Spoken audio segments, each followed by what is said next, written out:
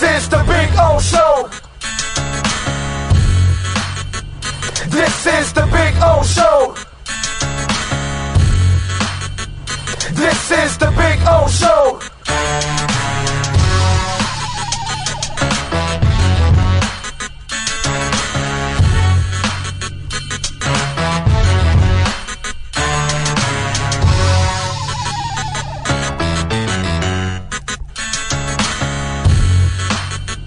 This is the Big O Show.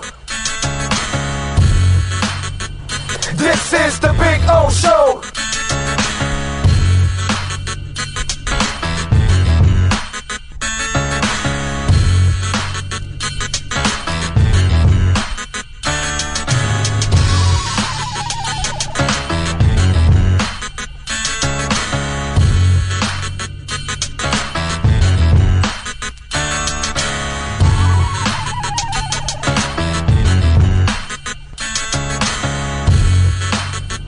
This is the Big O Show.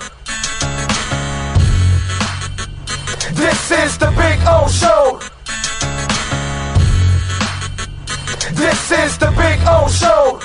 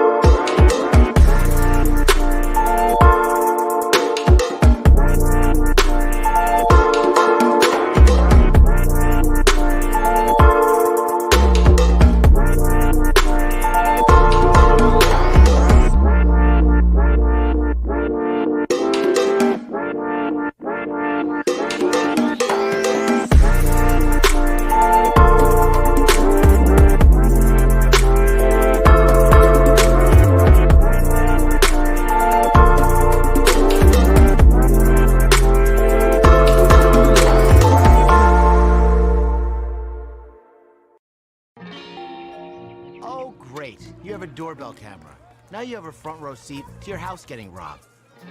They're breaking into my house! Ooh, there goes the TV. I'm sure it'll turn up at the pawn shop. No, not the TV! Just because you can see them, that doesn't mean you can stop them.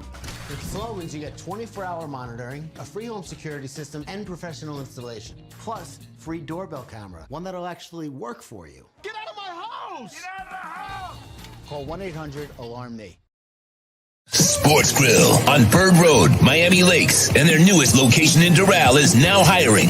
If you're looking to join a great company and South Florida institution, give them a ring or drop an email. Sports Grill is hiring all kinds of positions from hostess to servers, bartenders, or join the kitchen staff to craft some great food for their amazing customers. Please send your resume to m.cruz@sportsgrillmiami.com or call 305-219-5726. That's 305-219-5726.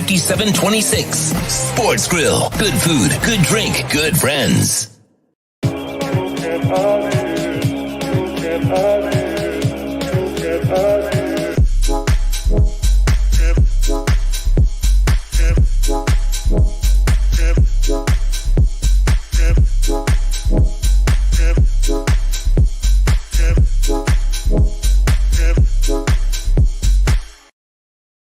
Why is it that you get locked out in the worst moments of your life? Where are my car keys? Man, I can't find my house keys. In those frustrating moments, you need a locksmith you can count on.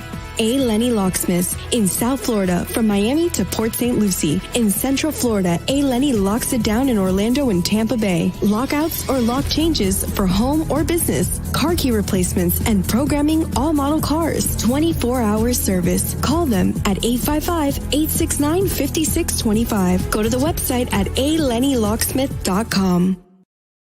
Welton Rayom has more than 62 years of litigation experience handling insurance disputes. They're committed to resolving even the toughest insurance claims quickly. Call them for a free consultation. 954-966-4646. At Welton Rayom, they don't get paid unless you win. Property damage claims to your home, business, or condo as a result of a hurricane. Welton Rayom can help. Water, mold, fire, smoke damage, Welton Rayom can help. Call 954-966-4646. Would it protecting your family is your priority, there's nothing more important than a roof above the people you love. Call Tommy B. Butts Jr. Enterprises.com, 954-735-9826 or 954-394-1411 and ask to speak to Tommy, the owner. They specialize in all kinds of roofs, led by their highly crafted, skilled, and professional roof mechanics.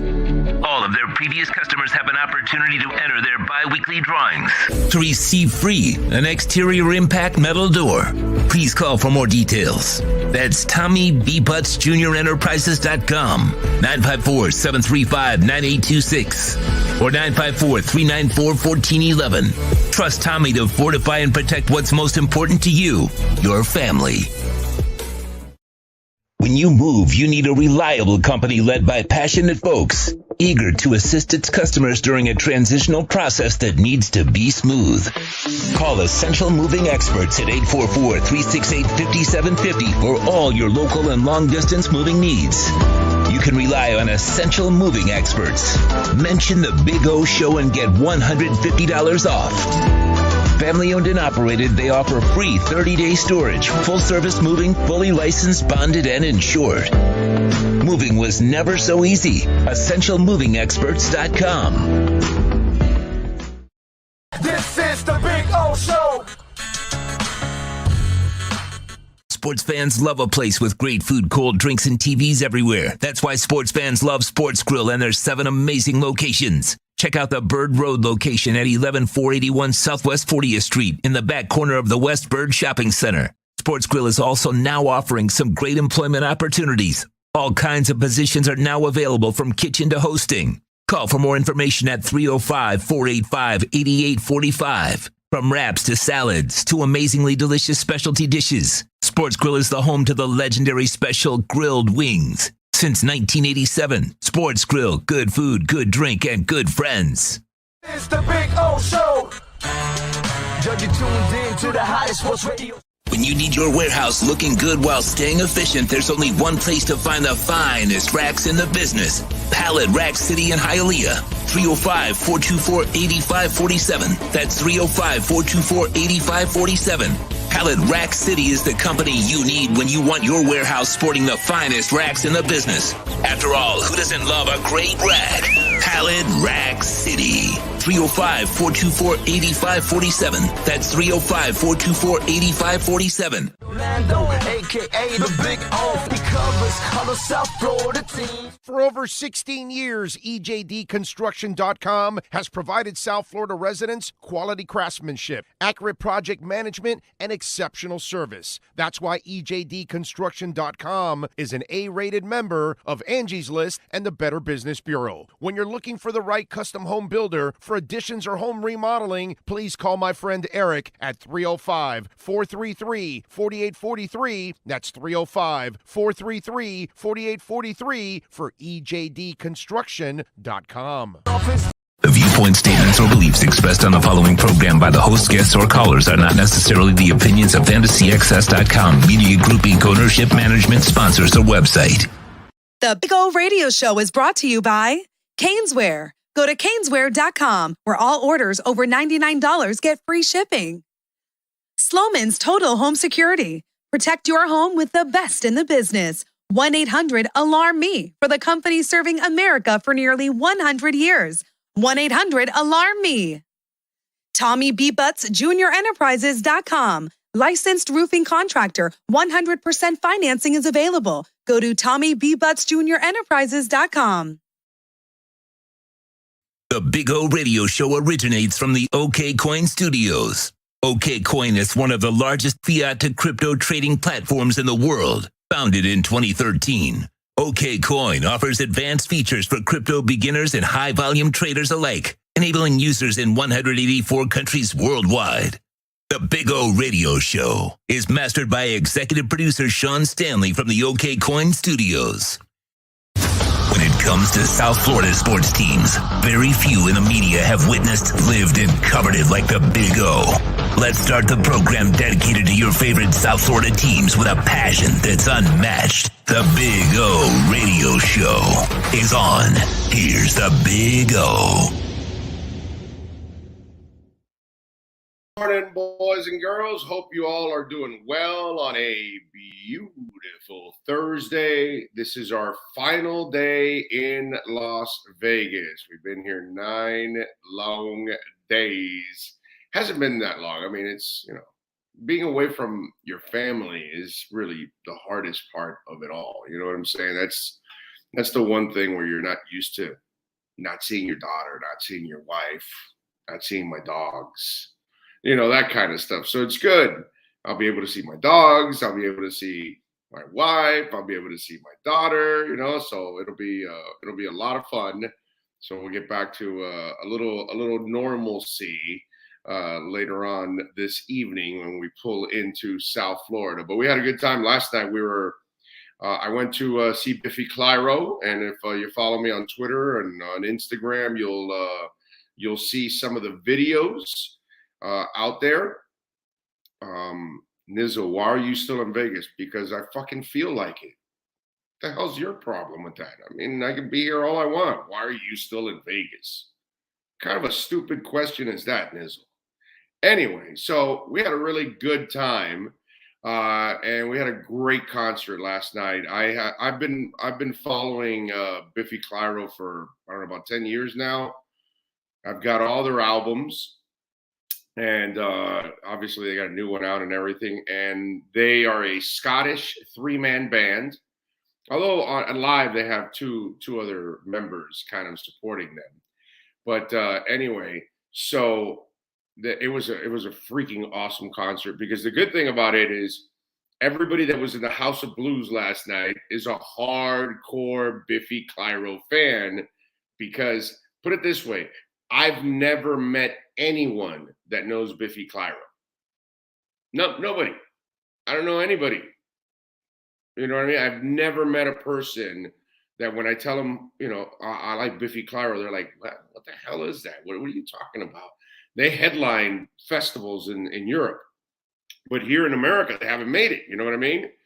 So it's actually pretty cool. And I've been waiting for years. I was going to see them pre-pandemic at a festival in Tennessee, I think it was. I think it's where they have that bourbon one or whatever it's called.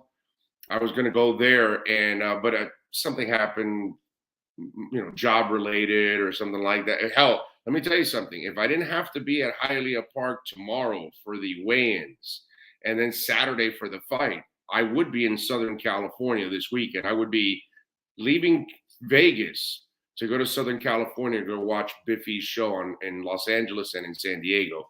Those of you, by the way, that listen and watch the show all the time, if you don't know anything about Biffy Clyro, I suggest, and you live in Southern California, they only had a couple of dates in the United States because they can't do a big ass tour because not enough people know about them.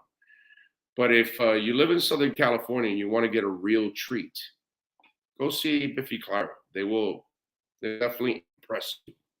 And that was fun, man. That was passionate. And you know what I did yesterday too, ladies and gentlemen?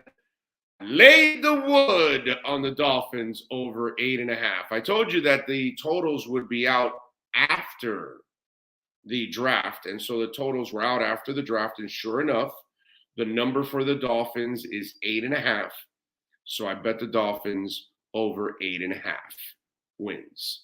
So let's hope that's what ends up happening. And we end up getting it done. I'm sure they will, by the way. I'm pretty confident with the Dolphins this year. You know what I'm saying? But I'm hoping so. But anyway, so hope you all are doing well. I am feeling great, even though I didn't sleep as much. Had to pack, had to do all kinds of stuff. I'm actually washing and everything right now at the same time, so I can wash and dry some stuff up before I get home. So I'm doing everything so I can get the hell out of here and kind of be ready. So when I get home, and so so it's a good thing. So we're just rushing to get everything ready to go. Big O is that bet to make the playoffs or to win? No. It's just over 8.5 wins, Rosendo. That's it. They win 9 games. They win, and I think Mike McDaniel will definitely win 9 games. I believe that.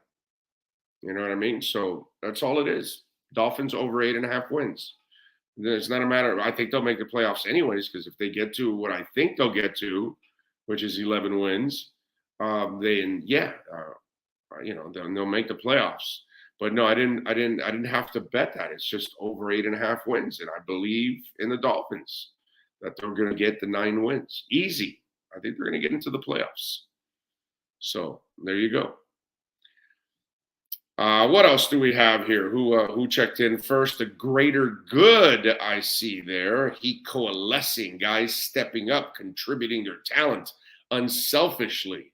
Well, if you're selfish, you won't be here on this team. You know what I'm saying?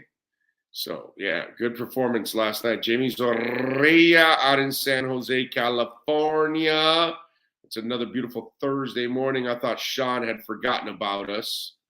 No, Sean will never forget about you guys. Let's see. And he also reminds everybody to please smash the hell out of the like button. And there you go. Gran noche de boxeo cubano. Let's see. What else do we have here? God is chiming in. GP Trap Hewitt, Steve Chapman, Omar Lopez, Michael Austin, Rosendo, Ian from Brooklyn, Dougie Fresh, Paul Glover. Let's see. What else? Just the Videos, Hunter Butler, Nizzle, Busting My Balls. What else? 6193. Good morning, Big O. As a music junkie, thank you for talking music with us yesterday. Have a safe trip back. Thank you. I enjoyed talking music, but I enjoyed even more watching it last night. That was awesome. That was awesome. It was 90 minutes of, and by the way, wait a minute. It was not 90 minutes. It was 2.5 hours. I got to give a lot of props to Dead Poets Society. You know, I've heard of the band, knew nothing about them, met the singer last night, right? In fact, let me see. I got my picture last night with the singer.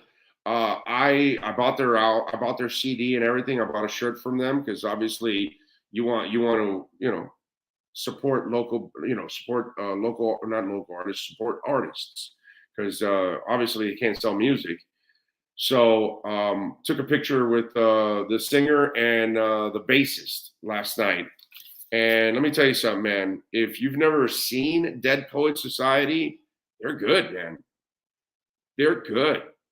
Really enjoyed the concert. Was even better than I expected because, when I heard Dead Poets Society was opening up, I was like, all right, whatever. And, you go check out the opening act sometimes because you never know. And sometimes it's not that good, so you'll just get onto your phone and just not worry about it and just get through it, or go to the back and hang out or whatever. But I thoroughly enjoyed Dead Poets Society. So I got to say that I became a fan of Dead Poets Society last night. That was good. Is the fly, dude? The fly is still here. Look, I can see it from here right now. Actually, there's 2 of them. Yeah. There's 2 of them, and they fly right in the middle. I am in the kitchen dining area, and a couple of days I did it over in the living room area, and they hang out in the middle of both, right there in that walkway. I don't know what is there, but they fly there all day. And I open the door to try for them to leave, and they don't leave. And let me tell you something. Now I crank up the AC like 64, 65. AC in this house works awesome, by the way. Awesome. So they're still hanging out. So now there's 2 of them. So at least one of them isn't lonely anymore because another one joined them. So I've got 2 flies hanging out. Just look at them. It's crazy. So yes, they are still there. 305 Domi is in the house. Paul says 8.5 for the Dolphins seems like a lock. I hope so. Lisa says happy Cinco de Mayo. Yeah, the real holiday was yesterday. May the 4th be with you, of course. We all know that's the official holiday of all time is May the 4th be with you. Steve Rupert says 11.5 for me. Go Fins. Weapon X United. Thank you, sir. Good morning, Big O. Love your show. Neil Rogers would be proud. Yes, I go way back, chiming in from the Cayman Islands today. Enjoy Vegas, bro. Check out Egg Slut at the Cosmopolitan if you can. I can't because I'm leaving now I leave at 1 o'clock. I fly out at 1 o'clock. Arrive at 8 o'clock in Miami. So thank you, Weapons X United, for the super chat, sir. Very nice. South Florida Don is in. Michael Fernandez, Daddy Dean, Robert Lund, Lester Madriz says, what's up from North Carolina? Beautiful North Carolina. Let's see. JC, Jack of all trades, is up. Clemente. Marvin says, it's my birthday month. My birthday is May 27th. Well, Marvin, happy early birthday, and chime in again on the 27th and remind me, and we'll tell you happy birthday again, sir. Polly says, I live here in Dallas, and there's nothing else but Jerry Jones news. Well, at least he's okay, man. Now, the thing is, he's 79. He wasn't driving, right? There's no way the old fart was driving. Because I was talking with my buddy about this yesterday, and we saw the news, and it's like, and it said, I think, unsure if he was driving or not, the Jerry Jones story. And I said, I hope he wasn't driving. I mean, if I'm that filthy rich, I'm never touching a wheel again. And at 79, I have no business being behind a wheel anyway. You know what I'm saying? But if I'm that rich, I just have somebody chauffeur me around, dude. That way I can do business, I can call, I can do whatever. I can have sex in the back of the limo, whatever the hell I want to do. Close the shades. Have some fun. I mean, if I'm that rich, I feel like having a couple drinks, I'll have a couple drinks. They're driving me around. You know what I'm saying? It's like if I feel like smoking a cigar, smoke a cigar and just kick back. Whiskey in one hand, cigar in the other. Let's go. Let's rock. I mean, if I'm that guy, I would never touch the wheel ever again. So he cannot be driving. It's like Tiger Woods. Tiger Woods should never drive again because he's a bad driver. Not because he's too old to drive. See, Jerry Jones is too old to drive. You don't drive at that age. And at that kind of, maybe if you got to drive at that age because you're working stiff like the rest of us. But if you're Jerry Jones, brother, you got to have people chauffeuring you around. So that means either Jerry was driving and that's really stupid, or his driver crashed. And if it's his fault, then, Jerry will be looking for another driver, I would imagine. So, yeah. Good morning, Ramon Rosa. Thank you. Yes, we always will keep it real. Nyborg is in the house. He says, in work meetings today, listening to Big O on the DL. There you go, Nyborg, you corporate time-stealing weasel, as the late, great Mad Dog would say. It's crazy how Omar wants to stir this up about him playing golf before the Ravens game is ridiculous. Why bring it up now? Whatever, Alexander. It's silly stuff, and that kid is as dedicated as he gets. He's a pro, man. I don't know. There are so many people out there like James Harden that we can actually question their character and question their work ethic and question their desire and question their motives and all of that. There's a long list of players in sports that we can do that with currently right now in sports. We don't have to go tear down good people. That's the part I don't understand. And I'm not doing that. Now, if you're an idiot and you're constantly getting in trouble and you're lazy and you set your team back and all, well, then I'm going to have fun ripping your ass. But if you do things the right way all the time, and you've presented yourself always in a team way, and never in a me fashion, but yet, we start creating all this BS with this kid that in plain sight you can tell that's not who he is. He's a phenomenal person. A kid that is dedicated to his craft, to his teammates. He doesn't throw people under the bus. He doesn't point fingers, even when they hate him, even when they're scheming against him. I don't understand that part. I get that we're an edgy society and we don't have a lot of patience and we don't have a lot of tolerance. I understand all of those things. But when they're good people, let's not tear down good people now. Let's use them as the proper examples that they are. And to me, Tua is a proper example of, man, talk about handling adversity. From injuries to media to fans to coaches to, all kinds of stuff. I don't see him pointing fingers at, hey, Jesse Davis screwed up my season. This guy is impeccable. And you should be rooting for him is what you should be doing. You should be wanting him to succeed. Because if he succeeds, it's great to have a quarterback that isn't going to act like Baker Mayfield. Look how he handles adversity. So, it gets to a point where, just the talk of Watson, it wasn't even a deal. Baker lost his shit. This kid had to hear about Watson every day for a year and a half, practically. Never flinched. I'm sorry, dude. It's just, I don't understand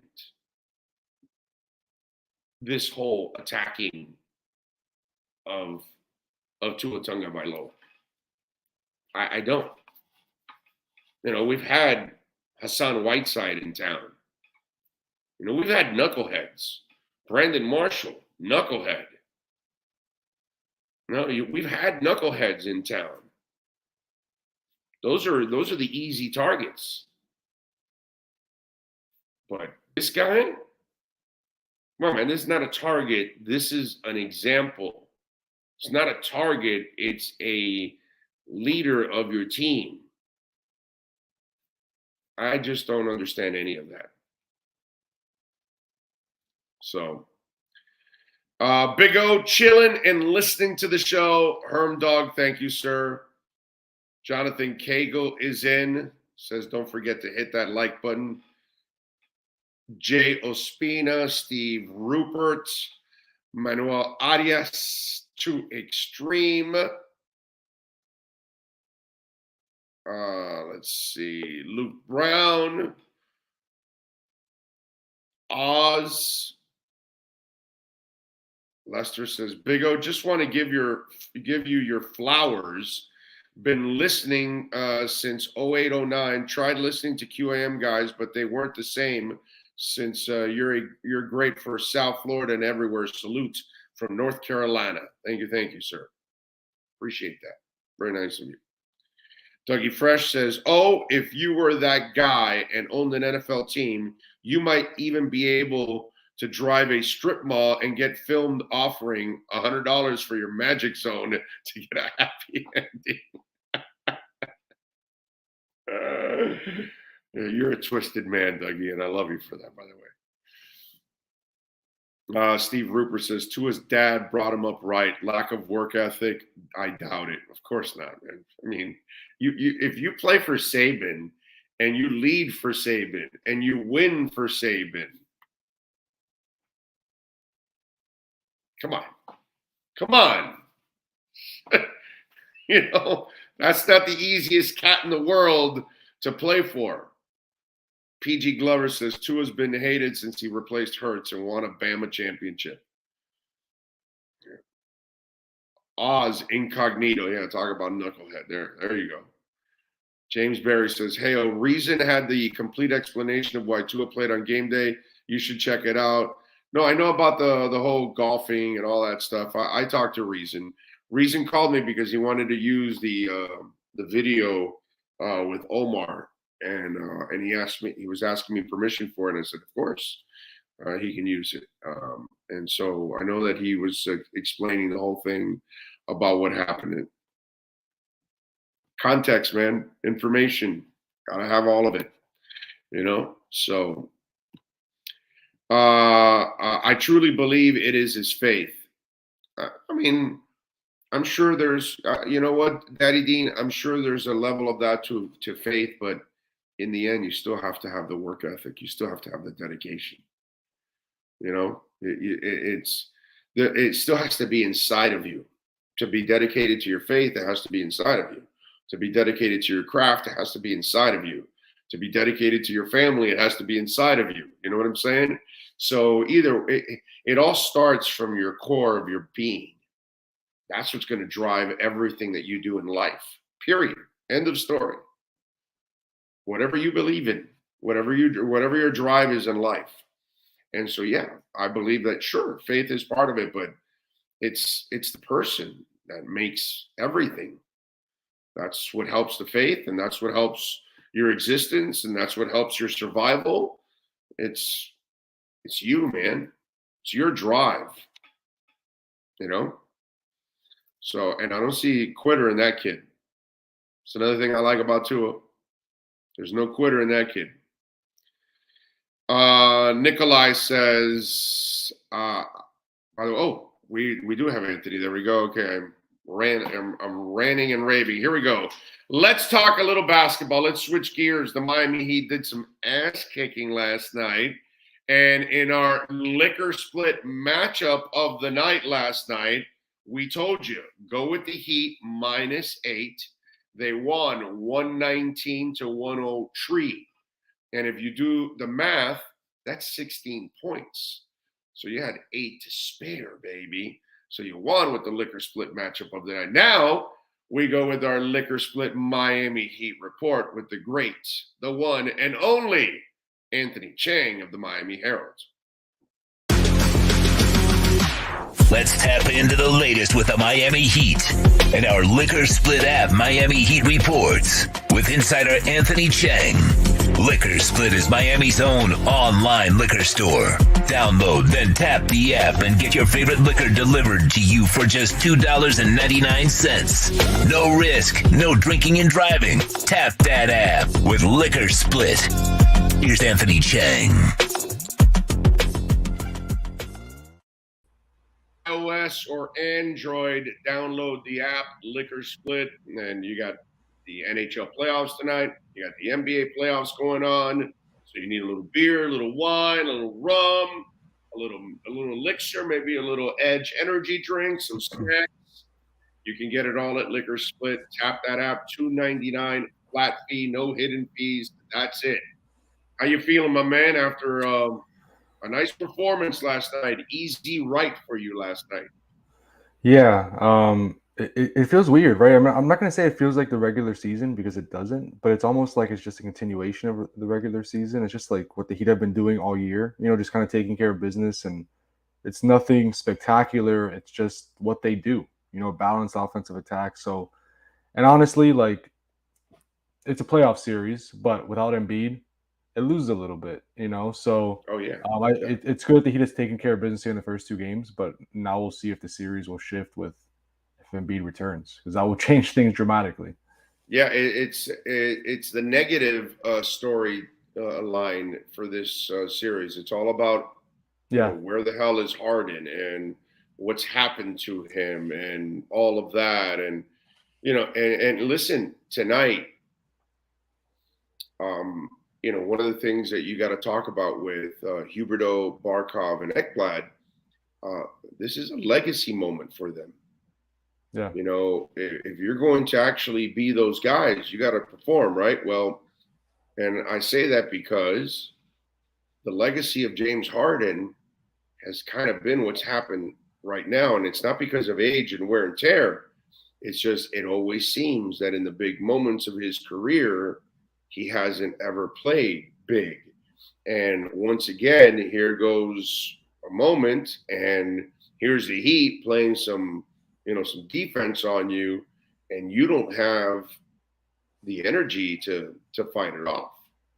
Yeah, I mean, you could tell the pressure has definitely gotten to him, and he had 20 points and 9 assists. Not a bad stat line. No, a great first half is what it was. Yeah, and solid first half, but it's just without Embiid, they need him to be vintage James Harden to have a chance.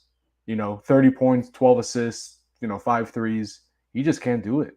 Right. And some of that's the Heat's defense. The Heat has played really good defense on him. PJ Tucker, Victor Oladipo, they have so many defenders they can throw at him. They're treating him like Trae Young, and you could tell it's getting to him. But some of it's also, I mean, he's had some mismatches on the perimeter, whether it's Max Strus, which Strus is a solid defender, but still, if you're James Harden, you should be able to take advantage of that. And he can't get by him. He can't beat the one-on-one matchup anymore.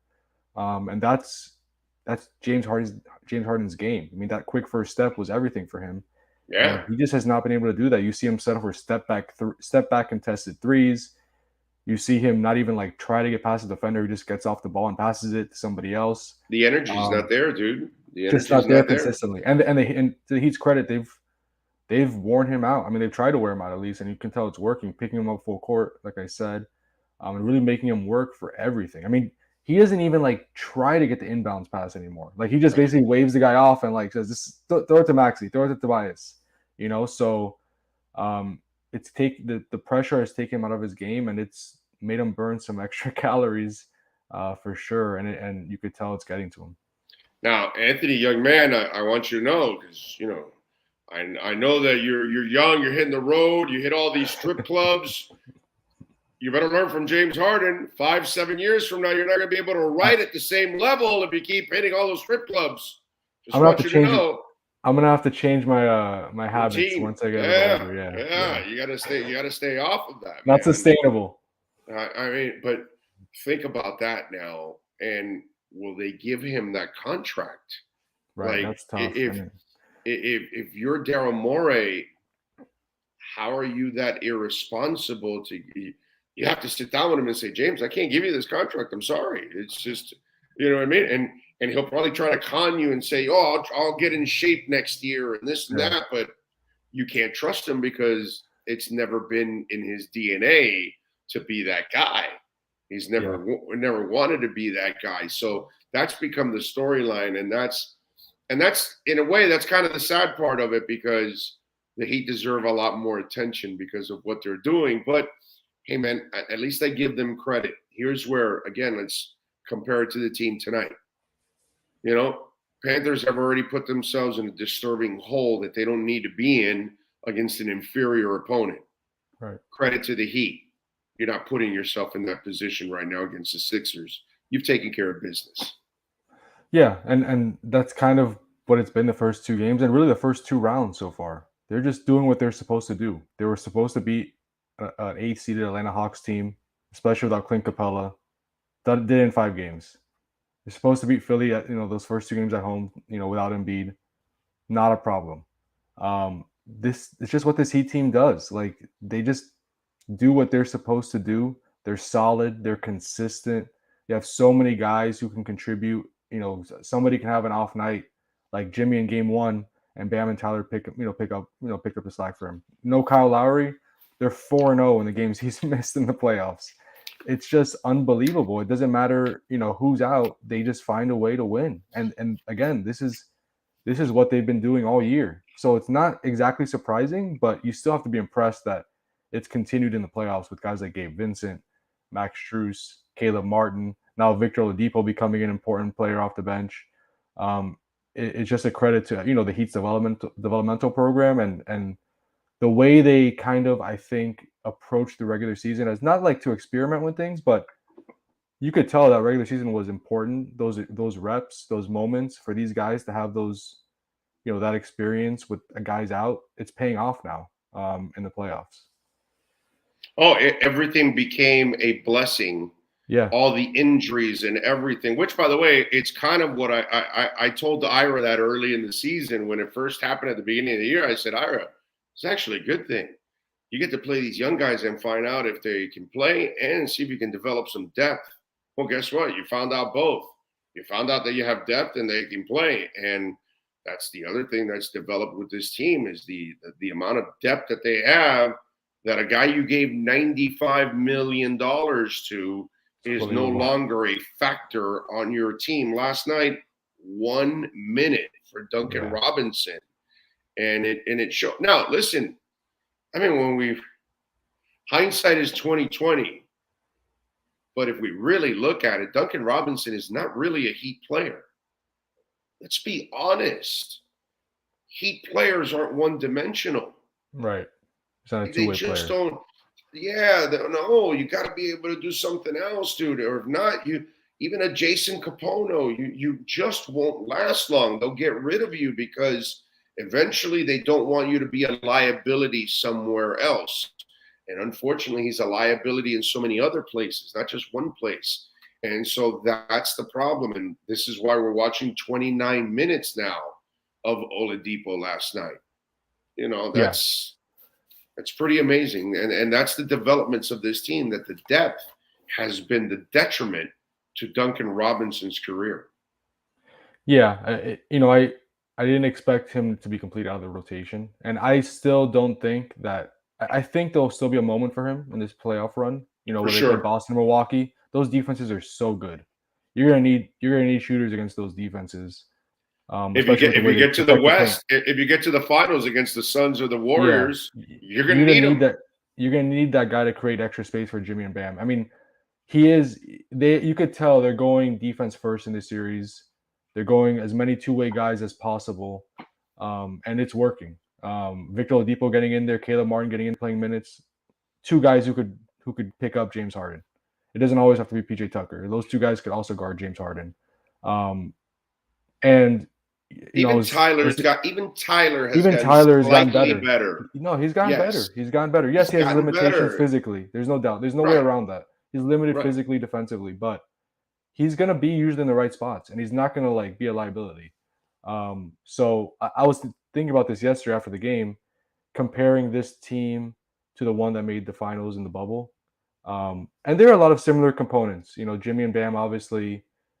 Kyle and Goran. Goran was really good that run. Jay Crowder and PJ Tucker. But I think the difference is this team has more two-way players. Duncan was starting that entire run. Deeper. Kendrick Nunn. Yeah. I mean, different guys like that defensively, teams picked on those guys. And even Andre Iguodala, he was, veteran, but he wasn't a great offensive player. He was a little bit of a liability. No, he'd help you occasionally as a defender, but not really offensively. It was always really going to help out. And all the young guys were liabilities. Yeah, Kendrick Nunn was a liability. Duncan's a liability. Who was the other young guy that they had? There was another guy that wasn't Kendrick very Nunn? good. Nunn, Duncan, and somebody else. Somebody else that they used that also was kind of a liability. But either way, now the guy they don't play is the liability. Because Depot's not a liability, and Strus is not a liability, and Caleb's not a liability. And my God, Gabe Vincent, I love you, bro. Holy crap. Wow. Yeah. I mean, we were worried about a backup point guard at the beginning of the year. Right. Little did we know the development of Gabe Vincent was coming. Yeah. Bless that man. 2 years ago, this team had to pick and choose a lot between offense and defense. It was okay, do we throw our offensive lineup out there? Do we throw our defensive lineup out there? That's not as much the case this year. There's a lot of two-way guys, and I think that's the difference between the two teams, and you're seeing kind of that improvement so far in the playoffs. It was nice to see Bam at least again aggressive, and I hope he stays that way. And although I got to tell you, the way they talked about it, Embiid after the game, it didn't sound like he's I mean, just now the lights stopped, not affecting him so much and all that. That doesn't sound like a guy that's going to be ready for Friday. And by the way, if Embiid's with the one good eye that he has, if he's actually watching James Harden, does he really want to return to this? Yeah, no, we'll find out a little bit more today. I'm sure they won't definitively say he's playing or not today, Of course not. because they want to leave it open-ended. But Yeah. we'll at least find out if he has a chance to play it.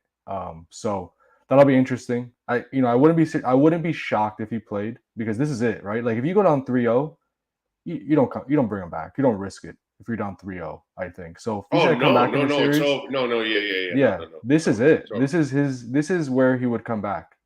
Listen, yes, you already screwed up, down by 30 with 3 or 4 minutes left when he got injured. You can't do that You were again. actually paying him at that point, which is pretty stupid, because I know the NBA has its runs, but you don't catch up from 30 with 4 minutes left.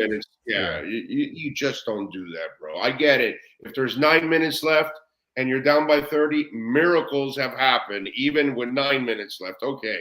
But a couple minutes left, you got to be smarter than that. And if you go out there and roll the only good thing that you have, well, Maxi's been pretty damn good. Yeah, but, with James Harden, it's just, I just, in the end, what is your upside if you're this team?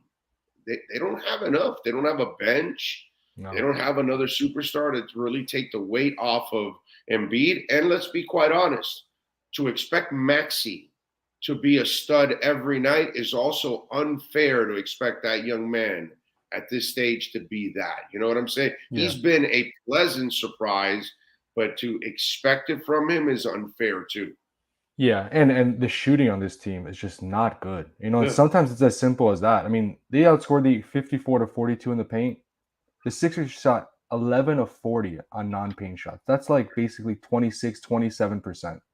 I mean, you could be get as complex as you want. Sometimes it's that simple. You got to make outside shots. Yes. When you make 11 shots outside the paint all game, that's just not enough, especially when you don't have Joel Embiid. So yeah, I mean, yeah, sure, they can get hot. They, the numbers could even out in Philly, and they maybe have a great shooting night and they win a game. That wouldn't be surprising, but I think it's pretty clear. This Heat team was, I think, a little bit better than Philly with Embiid, but without Embiid, they just don't have enough. They don't have enough. No, now, can they get one? And could they get one in Philadelphia just like Atlanta did? Yeah, they could without Embiid, but I just, if Embiid doesn't come back, this is not going past 5. Yeah, I the only thing I disagree with you on is I don't think this Heat team will allow a slip up without Embiid. With Embiid, I can understand them losing one, but without Embiid, I just don't see this team beating them, man. They would have to come out and be, and obviously role players will feel better now in Philly in the next 2 games, but it would have to be one of those Rex Chapman against Michael Jordan nights where you're just unconscious and everybody's hitting shots. But Miami is so good defensively. I just don't, and they're so poor offensively. I just don't see that combination happening without Embiid overall. All right, when you look at what's happening on the other side to set up the Eastern Conference Finals, what are you watching after Milwaukee, snuck in that first one? They were happy pretty much to split now. So what are you seeing in Milwaukee? It's going to be a long series. That's going to be a long series. And that's great for the Heat because, and if you're the Heat, you want to take advantage of that. Get this over in 4 or 5. Yes. Get another 4 or 5 days off. Let those teams beat up on each other. Maybe have a 2-day break before going to Miami to start the Eastern Conference Finals. You play for the 1 seed for this reason. Exactly. Right? Like, I know there was all this conversation of should they get the 1 seed, do they avoid Brooklyn? The bracket worked out perfectly for them. And obviously as we knew, Big O, Brooklyn wasn't this scary team that that most people thought. So the Heat are in a really good position now. Rest or not, Brooklyn and Milwaukee are going to be very tough. It's going to be a different animal for the Heat. The Boston's defense and then their perimeter scoring with Tatum and Jaylen Brown. That's going to be a grueling long series for the Heat if they face Boston and Milwaukee. We know they're the defending NBA champs. They have Giannis. They have the best player in the series. If Chris Middleton comes back, we know what they could do. It'd be kind of I think it'd be fitting for it to be Heat Bucks because it'd be like the third tiebreaker matchup after the last 2 years. Yes. But either way, that's going to be a hell of a series, whether it's, Milwaukee or Boston, assuming the Heat take care of business and they win this round. All right, I'm going to ask you the impossible, and it's completely unfair to ask you this, like it would be to Ira or anybody on the stinking beat, because the Heat is just impossible. The Kyle Lowry question? Yeah, dude. So the Kyle Lowry thing, yeah. What's your gut tell you that could he probably play in the next game if they really wanted to, or are they just saying, let's not take any chances. We don't really need you in this series. Right. We can get through this series without you. What we need you is healthy for the Eastern Conference Finals. So no matter what, Kyle, I don't think you'll be taking the court in this series. I kind of get that feeling, but you tell me. Yeah, I mean, Eric Spoelstra said after, what day was it? It was Tuesday's practice, that they were not basing that decision based on wins or losses. But I think it's pretty much like kind of human nature. Like if the Heat were down 0-2 right now, I think there'd be a much more better chance that Kyle Lowry would play tomorrow than right now when they're up 2-0. Right. I think that's pretty obvious. So, from what I heard at the start of the series, Kyle was getting a lot better. He was close, and he's been pushing to play. I mean, Kyle Lowry, like he was pushing to play in Atlanta after the day after the injury. So you can't really listen to him. But I heard that he was close. Tomorrow is exactly 2 weeks since the injury. Those type of hamstring injuries usually take 2 weeks or so. So I think he could return in Game 3. I think it's possible. I'm sure he'll travel with the team to Philadelphia, with the possibility of playing Games 3 or 4. But I don't know. I mean, that's the variable we don't know. That we don't know what the Heat are thinking on that. Do they want to, since they're up 2-0, do they kind of push it another game? Maybe if they lose Game 3, he comes back in Game 4. If they win Game 3, maybe they just rest them for another week until the Eastern Conference Finals. I don't know. All I will say is I think he's very close. And then it'll be up to the Heat to kind of decide if, what's what if the risk is worth kind of, putting him out there at this point in the series when they're up 2-0. By the way, you can download the Liquor Split app, iOS or Android. That way you can order. Maybe you got a big meeting this afternoon and you're stuck and, oh man, this guy likes some bourbon. I didn't get it. Just pick up that Liquor Split app, order the bourbon. The meeting is saved.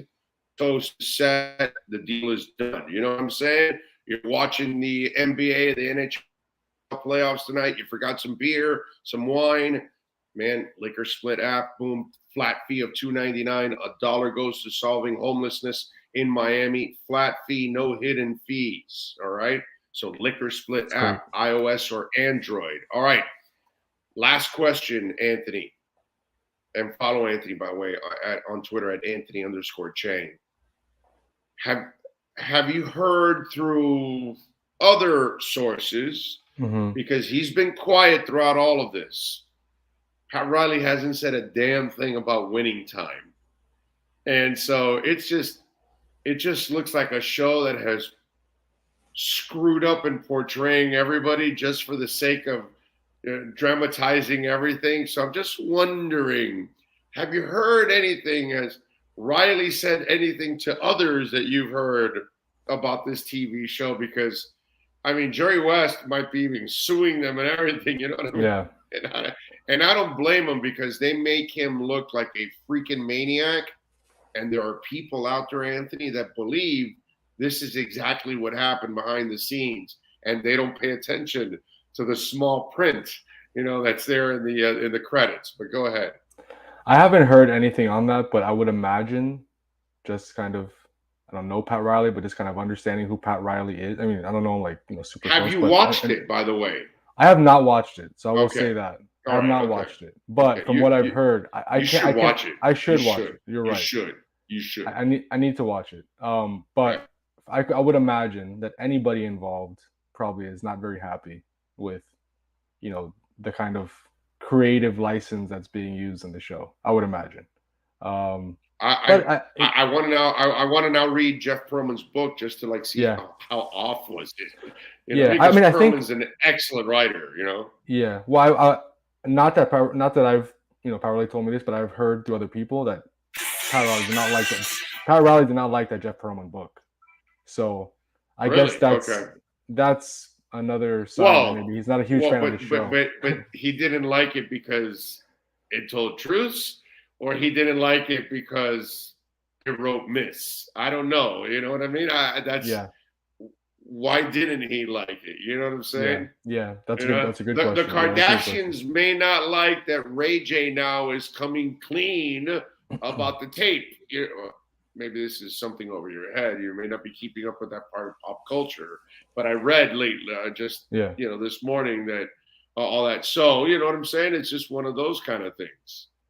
Yeah. No, it'd be interesting to get his thoughts on it, and I'm sure that'll be a question we ask him whenever we speak to him after the season. Off season. If he's watched the show, what he thinks about it. You know when we might get something? Yeah. Vegas Summer League. Definitely. And we'll all be out there. Right. Yes, we'll definitely all be out there because we'll definitely be the only outlet that's out there electronically, that is. Yeah. With our writers out there. So, yes, looking forward to that. So, yeah, it might be interesting. All right, what are you working on in the Herald? So, folks can check you out and subscribe, folks. Support Anthony and all the great writers there. Yeah, along with obviously the important injury news for Joel Embiid and Kyle Lowry for Game 3 that we'll have all the latest information later today on those two. I'm going to write something this afternoon about just Victor Oladipo and Tyler Hero, that combo off the bench. It's kind of been a work in progress. Like, those are two guys who want the ball, and they kind of have to learn how to play off of each other. And I think we've seen some growth between the two of them and the chemistry kind of improving. And I think that's important. I mean, if Victor Oladipo could be this two-way player who could hit a few threes and then defend one of the best perimeter players on the other end, I mean, that's a huge boost for this Heat team. So I think that's been one of the most impressive things so far this series, just Victor Oladipo's contribution off the bench and him kind of accepting that seventh man role, I guess you could call it. So I'll have something on that later today. All right, good stuff. Follow him on Twitter at Anthony_Chang and catch his work there at the Miami Herald. Anthony, enjoy the basketball, my friend. Thank you. We will catch up next week. Yes. See you next week, Big O. Got it. Thank you. There you go. Don't forget, download the app, iOS or Android, Liquor Split. Boom. You're now tapped into the latest with the Miami Heat. This has been the Miami Heat Liquor Split Report with insider Anthony Chang. Download the Liquor Split app and enjoy your favorite drinks at wholesale prices. Delivered right to your door in minutes with a flat fee of $2.99. VIP lifestyle without the VIP prices. Tap that app with Liquor Split. Oh, yeah. Thank you all out there. Oh, Sean Williams, Essential Moving Experts. Big fans of the show. Sean, we love you out there. Dolphin fans, look at that. He chose aqua and orange. Why do you think that? Because he's a monster Dolphin fan, too. Not only does he own the business, Essential Moving Experts, and call my man Sean out there, 844-368-5750, and they service the entire country. Their main offices are in Daytona, Florida. They watch the show all the time, so call them, 844-368-5750. They can move you from city to city, within a county, within a state, from state to state, across the country, you name it, Essential Moving Experts. 1-844-368-5750 for Essential Moving Experts. All right. They've got storage also for you. So if you've got to move your stuff, and they can hold it up to a month for you there. They really full service, and they actually do it with some serious passion. Moving has never been so easy. Essential Moving Experts, 844-368-5750. Thank you, Sean, out there, and all the great people are supporting our show. So there you go, Dolphin fans. Use a Dolphin also in Essential Moving Experts. When Lowry comes back, whose minutes does Oladipo take other than his offense, his perimeter defense has been fantastic. Well, Duncan is a guy that's lost minutes. You know, I think, Tony, it all depends on matchups is kind of the way it is. You know what I mean? So it all depends. Maybe a little less Caleb and more Depot. Don't know. But either way, you can't lose. Because I love Caleb. I love what I see from Depot. I love what I see from Gabe Vincent. I mean, the depth that this Miami Heat team has is crazy. And think about this. It's not old depth. That's pretty cool. Okay? Pretty cool. Let's see. What else do we have? Tyler Hero dropping bombs, 3-pointers from downtown. Yes, sir, Manuel. Rosendo says Tyrese Maxey is one of the bright stars in the future. He is. That kid. What's a nice player they got there. But he's young. You know what I mean? So it's just a little unfair to put a lot of expectation. It should be on the guy with the beard. And he's just worn out, man.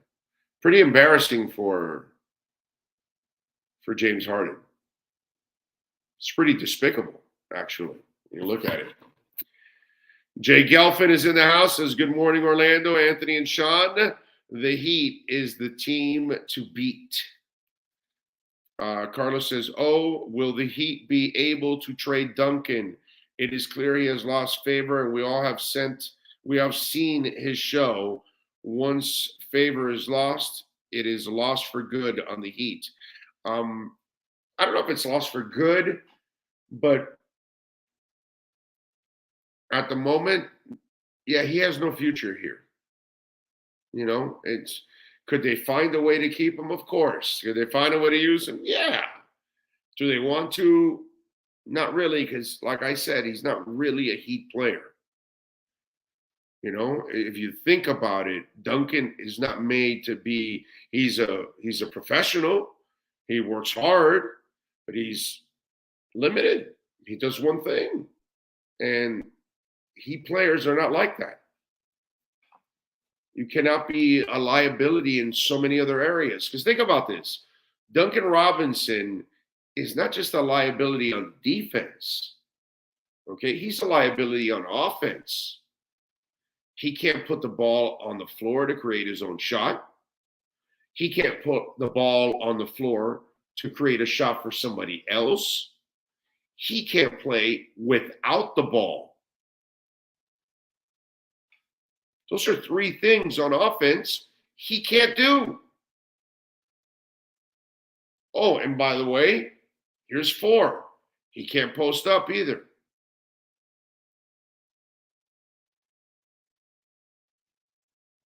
So your offensive game is limited, and you have no defensive game. So you're a liability in a shit ton of places. And that's the problem with that piece. Now, could you make it work? Of course. Will it hurt you at times? Hell yeah, because it's a weakness. Essential moving experts have no weaknesses. They get it done. From packing to shipping to delivering to placing it right back in your home or your business. There you go, no weaknesses. They are not your Duncan Robinson of movers, in other words. The Welt and Realm text line, 855-912-1056. That's 855-912-1056. If you want to get in on the Welt and Realm text line, you can also reach out to us on Twitter. That's at Big O Show. Follow us there. By the way, David Dwork will be joining us at 11. We will have Alan Poupar at 11:30, and Marcel Louis Jacques will be joining us at noon. So that is our lineup, locked and loaded: basketball, hockey, football. We got it all covered for you on this show, unlike anyone else in South Florida or anywhere else covering South Florida sports. William Russell says he is listening from Southern Illinois, home of the Salukis Lived in South Florida for 60 years. Long-time listener. Thank you, William. I appreciate you, sir. Isn't Southern Illinois the Salukis, right? Am I wrong? Am I right? What the hell is a Saluki? Actually. The Greater Good says 102 likes by the big O homies. And there's 245 people watching right now. Come on, man. Just a little love. Hit that like button. It says 107 right there. It's 244 people. Can we negotiate a little love just to help out the show? That's all I'm saying. Just hit that like button, that's all. It helps, man. It helps get that algorithm out. Please. Big O, I agree with what you're saying about D-Rob. Does that mean Pat made a mistake giving him the big contract? It never made sense to me when he re-signed him for all that money. He had to, man. He's an elite shooter. But see, Pat didn't make a mistake. You had to sign him because you needed him. But you had no idea that Gabe Vincent would turn into Gabe Vincent, and that Caleb Martin would become Caleb Martin, and that Max Strus would become Max Strus. You had no idea when you gave him that contract. So in hindsight, yeah, now you've developed players that are better than Duncan Robinson. They may not be as elite and consistent as a three-point shooter as Duncan can be at times, but they're better players because they help you out on the defensive side, because offensively they are more skilled, as what we were talking about before. So it's not right for us to say, did Pat Riley screw up giving Hassan Whiteside a contract, James Johnson, Tyler Johnson, who was the fourth guy? Yes, all four of those contracts were mistakes. This one, no. This one was not a mistake. It's just you didn't know what was going to happen. But here's a good thing. It's a very tradable contract.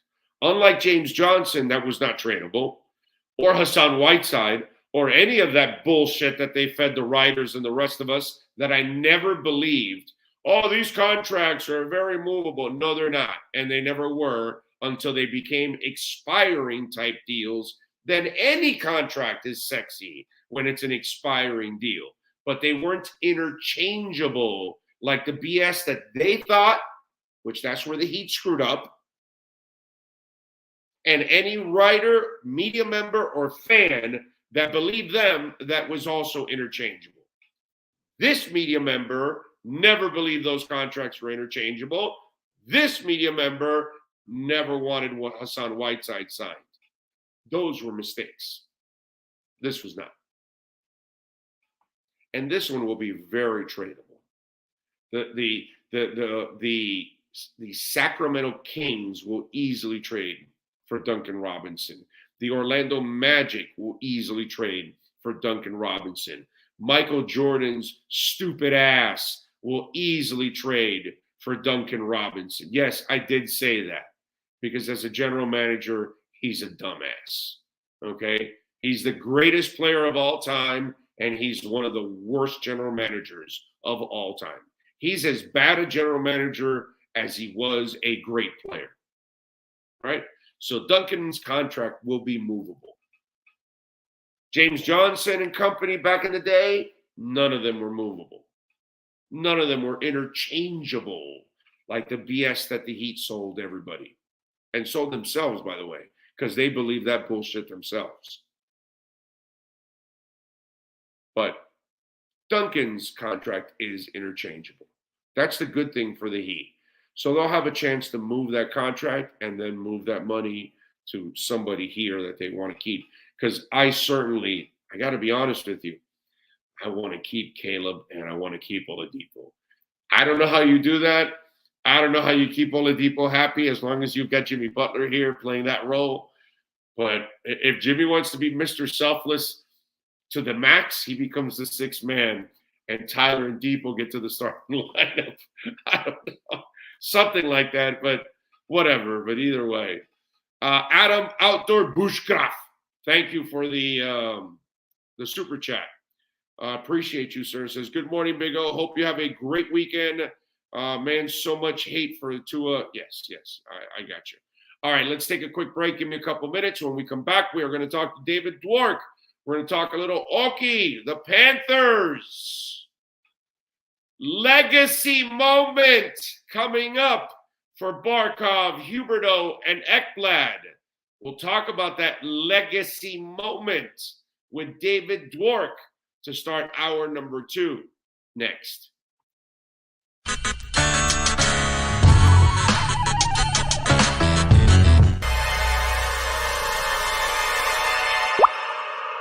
What? Oh, look.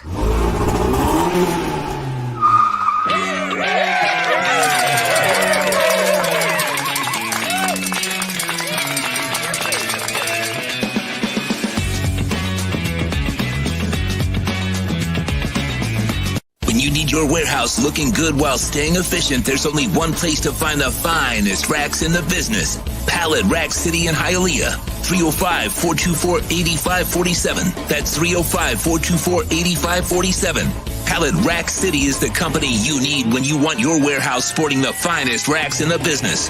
After all, who doesn't love a great rack? Pallet Rack City. 305-424-8547. That's 305-424-8547. Welton Rayom has more than 62 years of litigation experience handling insurance disputes. They're committed to resolving even the toughest insurance claims quickly. Call them for a free consultation. 954-966-4646. At Welton Rayom, they don't get paid unless you win. Property damage claims to your home, business, or condo as a result of a hurricane. Welton Rayom can help.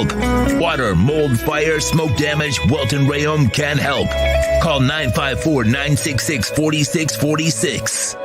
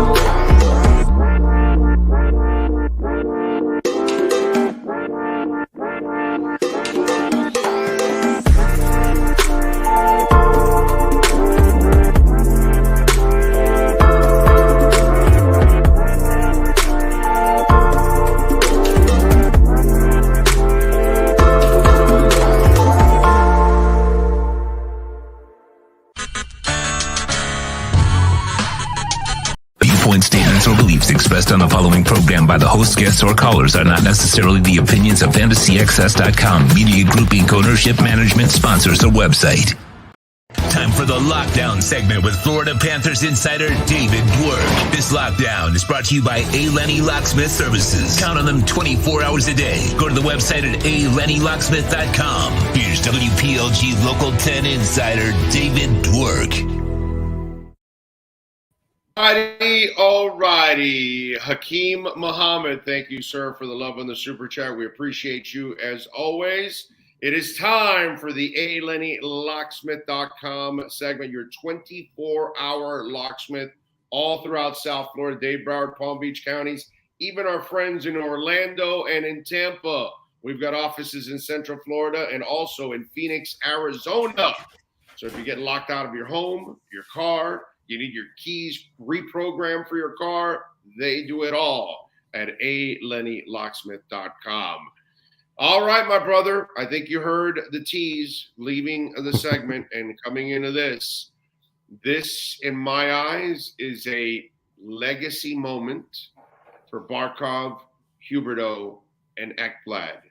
What happened in game one was unacceptable, including the fact that, I'm watching John Morant lose that first game to the Warriors, and he was pissed, and he was leaning against the back of the backstop of the rim, and he took in the loss. He got a good look. And he came back with 45 points on their head and evened up the series at one game apiece. My point is, I need Ekblad and Barkov to become John Morant tonight. I need them to show me that they are what we think they are. You know what I'm saying? So talk to me about a legacy moment tonight. Well, I think it's a big game for the Panthers in that, look, you never want to fall behind 0-2 when you host the first two games. As we saw last year against Tampa, they had to scratch and claw just to get that overtime win in game 3. To an experienced team that has 9 guys that have won the cup. Very dangerous. No doubt. No, and look, I mean, it's, not that uncommon. We saw last night with, the series, Tampa fell, they lost game 1. They scored 5 goals in Toronto. Minnesota won 6-2 over St. Louis after getting shut out in game 1. The Oilers got embarrassed in game 1. They won 6-0 last night. And the Panthers are probably, they should be better than all those teams.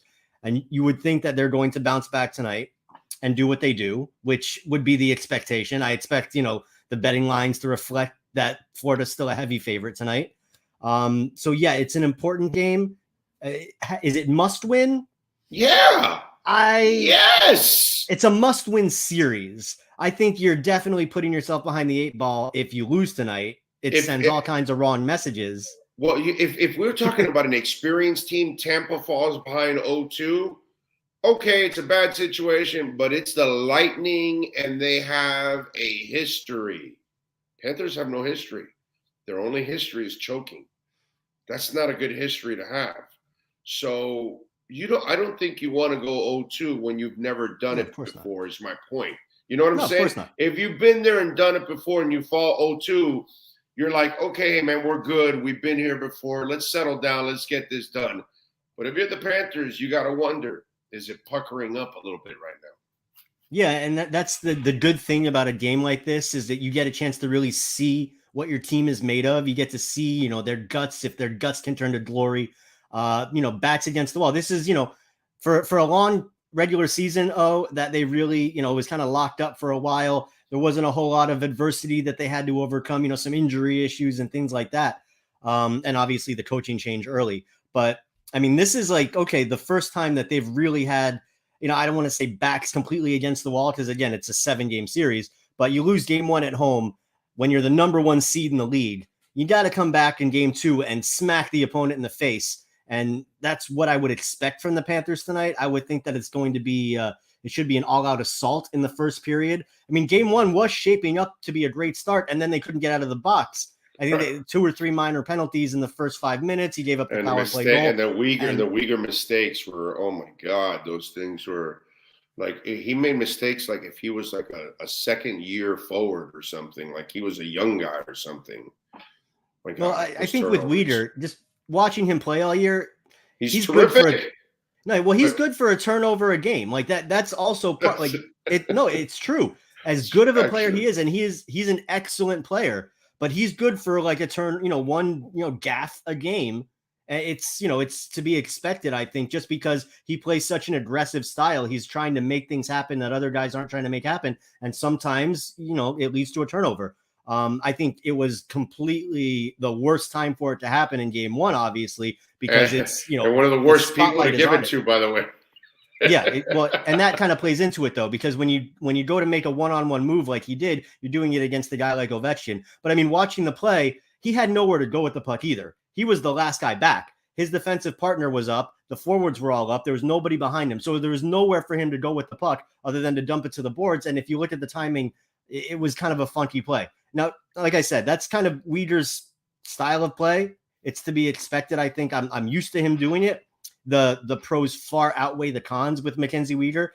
In game 1, it was the worst possible timing. And it also came, as you said, when he had the delay of game penalty at the beginning, which, those things happen. Yeah, obviously, nobody's ever trying to do it. It's a horrible time. And like nobody's going to be more upset with himself than Weeder. Like he's a terrific player. He just had a crappy night, bro. But on that same token, I would expect him to go out there and have maybe one of his best games of the season tonight, because nobody's going to be putting more pressure on him than he will be putting on himself. But overall, if they don't go out tonight and really put it on the Capitals, it would be concerning more Not as much that they'd be down 0-2, more so that they perform to get to that point would be my biggest worry. All right. Nelson Alfonso says, Big O, if you need a ride from the airport, I got you. Thank you for the super chat, sir. I appreciate it. The wife is picking me up. Yes, I've got a wife. Don't worry about it. She's eagerly awaiting me after 9 days here in Vegas. So trust me. Okay. So anyway, Bob was not the problem at all in that game. But I will say this. On that breakaway, once Ovechkin steals it from him, I did want him to give me one of those moments where you're as elite as everybody else and stone a guy like that. And that's the only thing that I need tonight also from Bob. You know, Bob needs to also kind of go into a night where he's on his head, stopping everything and giving his teammates a little extra life. Like, come on, man, Bob's got it going on. We got to put the pressure on these guys. It's got to be a kind of a give and take too at the same time. I'd like to see Bob take it to that level. You know what I'm saying? Well, of course you would. I think with Bob, we've seen him turn a corner since that West Coast trip where he didn't play any of the 4 games. He took the puck to the face in LA. They were saying that he was sick as well. And Spencer Knight was fine. You know, he won. It was like 2-1-1 on that road trip or whatever it was. Since then, aside from the 2 games, the Jersey game and the Toronto game, where Bob got lit up like a Christmas tree, which obviously is, you know, it's not a caveat. Like, yes, that was bad. But aside from that, look, you know, in terms of like looking at the big picture, he was pretty good every other start. And you're talking about like maybe 12, 13 starts over the last month and a half of the season. Coming into the playoffs, I've felt better about Bob than I have probably in 3 years that he's been wearing a Panthers sweater. Yeah, of course, you'd want to see him make that breakaway save on Kuznetsov, but I'm not going to fault him for it when he played an outstanding game. There were no like cheap crap goals that you're used to seeing. You had the first goal was a power play goal, and rebounds are kind of Bob's, Achilles heel. But the team did a great job cleaning up the rebounds for the most part. The power play, obviously, you're down a man. It's a little bit more difficult. But after that, it was just the 2 breakdowns in the third period, the breakaway on the Uyghur turnover, and then the 2-on-1 that Oshie converted a backdoor that most goalies, few goalies are going to be able to stretch to make that backdoor save.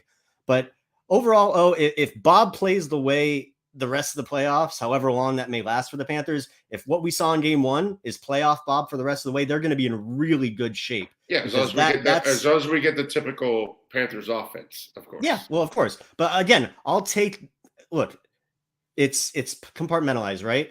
And Bobrovsky and goaltending is its own area. If that is covered, if we see what we saw from Bob in game 1 for the rest of the series and beyond, I think the scoring element and what the guys did, the forwards and the defensemen, what they did in front of him during the regular season, I think that will take care of itself. And I think we're going to see that tonight. And if we don't see that tonight, then yes, it's time for a concern.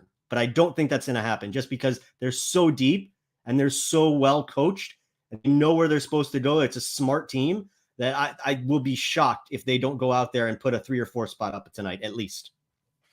Hunter Butler is sending in a super chat question. He says, you think the loss was coaching? The game 1? No. Yeah. No, I don't think it was coaching. I think I will say this. This is why, if anybody's wondering why the interim tag has not been taken off, it's because his team needs to perform in the playoffs in order to take off that interim tag. So for those people that maybe were wondering, well, I mean, he's done such a great job during the regular season, and he did. But I think that front office probably thought, well, this seems kind of almost in cruise control. Plus, we added more talent along the way throughout the year. Let's see what Mr. Brunette does during the playoffs, and that will determine whether we take off the interim tag or not. Agree or not? Yeah. No, I mean, look, the team did so well after Brunette took over that there was no reason to mess with, like, you don't have to add that extra layer of storyline and we're going to do that. Like that would have been rushing. It would have not been prudent on the Panthers' part. Let it all play out. Give yourself a little deniability if you want to make a move or not. So yeah, that made perfect sense. But to get back to what Hunter was saying, Right, was that's it a what I'm saying. coaching It's issue? not coaching, but Yeah. No, because they were getting their chances. I mean, the Panthers had the puck around the crease. They just weren't finishing plays. They weren't the weaker executing that mistakes well. have nothing to do with coaching at all. Yeah. Zero. Well, no, I mean, the guys were where they were supposed to be. It just they weren't finishing. So I would expect that to change. They were there. The puck. It's not like the Capitals goalie Vanacek played all that well. Pucks were hitting him more than he was, moving around making big saves. Like Sergei Bobrovsky had to be a bit more athletic, I believe, than Vanacek did. And not to take anything away, he was a winning goalie. He gave up 2 goals to the highest scoring team in the league. But I think the Panthers did him some favors by not challenging him as much as they could have, and as much as I expect them to tonight. Yeah, I'm with you there. All right. What are you working on at WPLG so folks can check you out, and also tell them about Chirping the Cats podcast, my friends? Yeah, I mean, right now, work-wise, it's just, churning along with the playoffs, seeing how things go. Hopefully not any crazy storylines that we have to cover over the next week. And then with Chirping the Cats, I put up 2 podcasts this week as a playoff preview. One of them was like a more focused series preview with Tariq El-Bashar, who covers the Capitals. Does a great job for The Athletic, and you also catch him on the TNT broadcasts. And then the other podcast was more of a playoff preview with some Panthers focus with ESPN's Greg Wyshynski, who's like amazing, great guy. And then I also got a quick one-on-one, a 4-minute with Forsling segment, as I like to call it, just to catch up with one of the Panthers' maybe unsung heroes on that back line ahead of the playoffs. He was super excited. It was a cool chat to talk to him.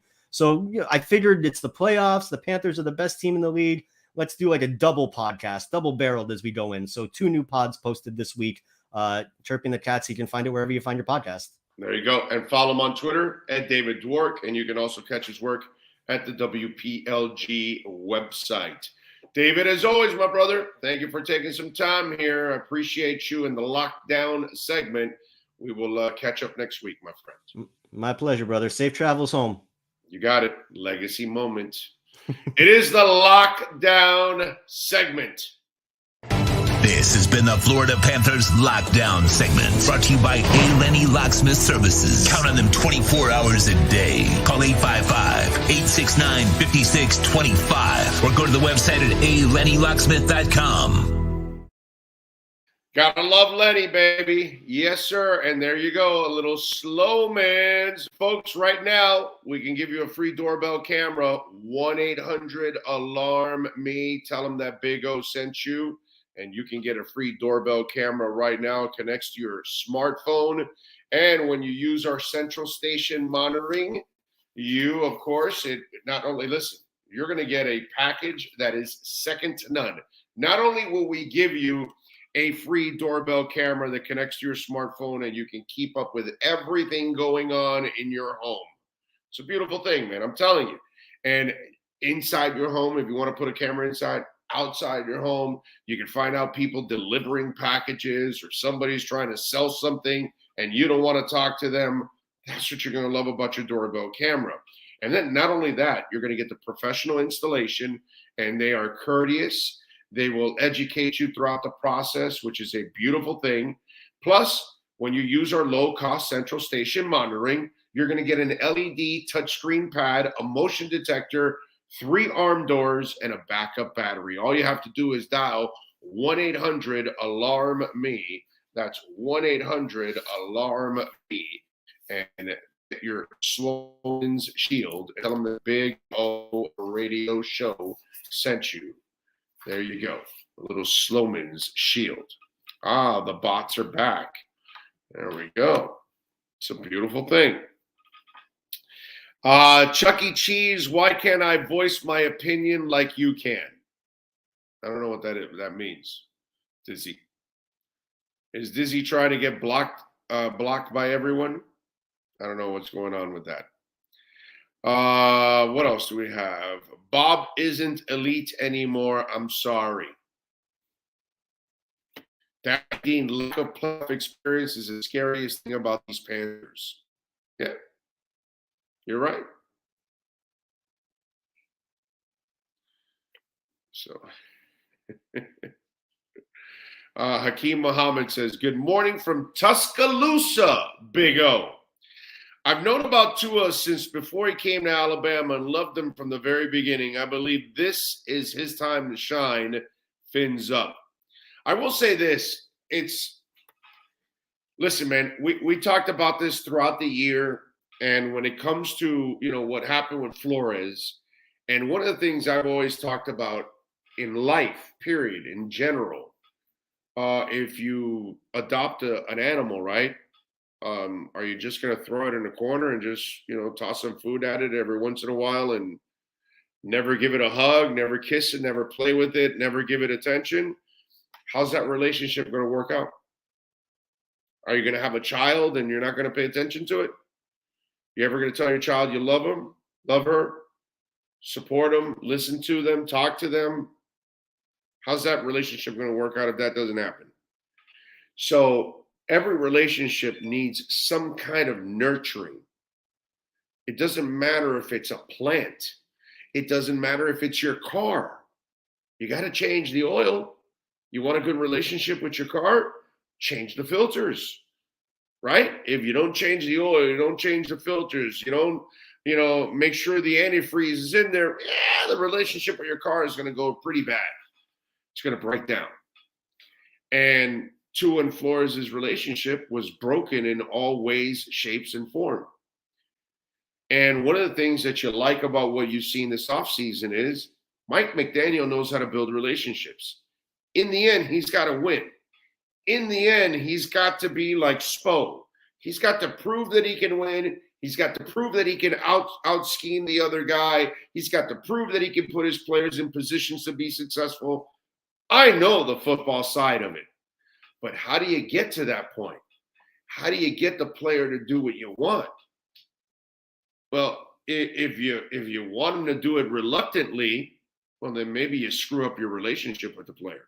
Maybe you don't communicate. If you want the player to do what you need, but he's not doing it with the entire oomph that you want or desire because your relationship, your lack of communication, your treatment of it. What are you, Urban Meyer kicking your punter? You see what I'm saying? So Flores lacked communication skills. He lacked nurturing. And he comes from a place where they don't nurture that much over there. You know what I'm saying? But that's because there's a culture already in place. But it wasn't set by him. So in order for you to set your own culture, well, dude, you've got to first prove on and off the field that you can win. And part of that winning is communicating and connecting with people. Because the only way you're going to get them to do what you want is by connecting with them. And obviously in New England, listen, man, it's worked out for the guy. It's worked out for the guys while one quarterback was there. So far, it hasn't worked out since then. So we'll find out if it does work out for him as he continues. But I like the way Mike McDaniel is going about it. Because if Tua is going to succeed, well, then he's going to succeed in this kind of an environment. If Waddle's going to succeed, he'll succeed in this kind of environment. And so will everybody else. But you make it that much harder for you if you're a new coach, you're unproven, and all of a sudden you're going to act like you're Bill Belichick and you're Don Shula and you're, some Pat Riley, or when you're not any of those guys. So when you walk into a Pat Riley building, there's an aura already there. When you walk into a Bill Belichick building, there's an aura already there. And the player already comes in with their senses at an all-time high because they've got to live up to something. That doesn't exist here with the Dolphins. Doesn't exist with the Miami Marlins. Doesn't exist with Inter Miami. And you're not going to make it exist with people that have never done it before. So if you've never done it before, try building your blocks and your foundation with some stinking communication, man. Give yourself a chance as a new person. Connect with people, win them over. And then after you've proven you're the guy, then maybe you can alter things and you can be a little bit more of a hard ass. But if you haven't proven anything, you walk into a business that's brand new, doesn't exist in the Fortune 500, right? And it's just a new company. You walk in, hey, you might be happy about working this, that, whatever. Okay, great. Now, you go and work for the Wall Street Journal, there's something already, there's a standard set. The second you walk into the Wall Street Journal, it's different than, Orlando's Times. Brand new paper here in South Florida. It's the Big Old Times. Hey, yeah, I work for the Big Old Times. Yeah, whatever. Nothing. Because there's nothing there. Big Old Times has done nothing. It's a nothing paper. But you walk into the New York Times and you're like, your senses that are all time, because it's already been established by somebody else, and you already know.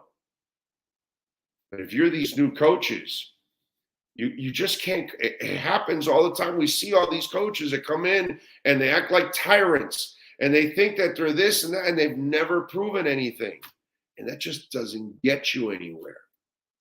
It's so hard to succeed that way. So I'd rather see it the way Mike McDaniel's doing it. We had a coach before Flores that, we just we're going through a pandemic, and maybe it's the back end of the pandemic finally. And it was all about social distancing. Adam Gase invented social distancing before social distancing existed because nobody wanted to be around the guy. That's not how you do it, man. That's not how you do it. So when I watch what McDaniel's doing at the F1 race with Tua and all that kind of stuff and everything else going on, at least he's giving himself a chance to win these people over so they do what he needs to do on Sunday.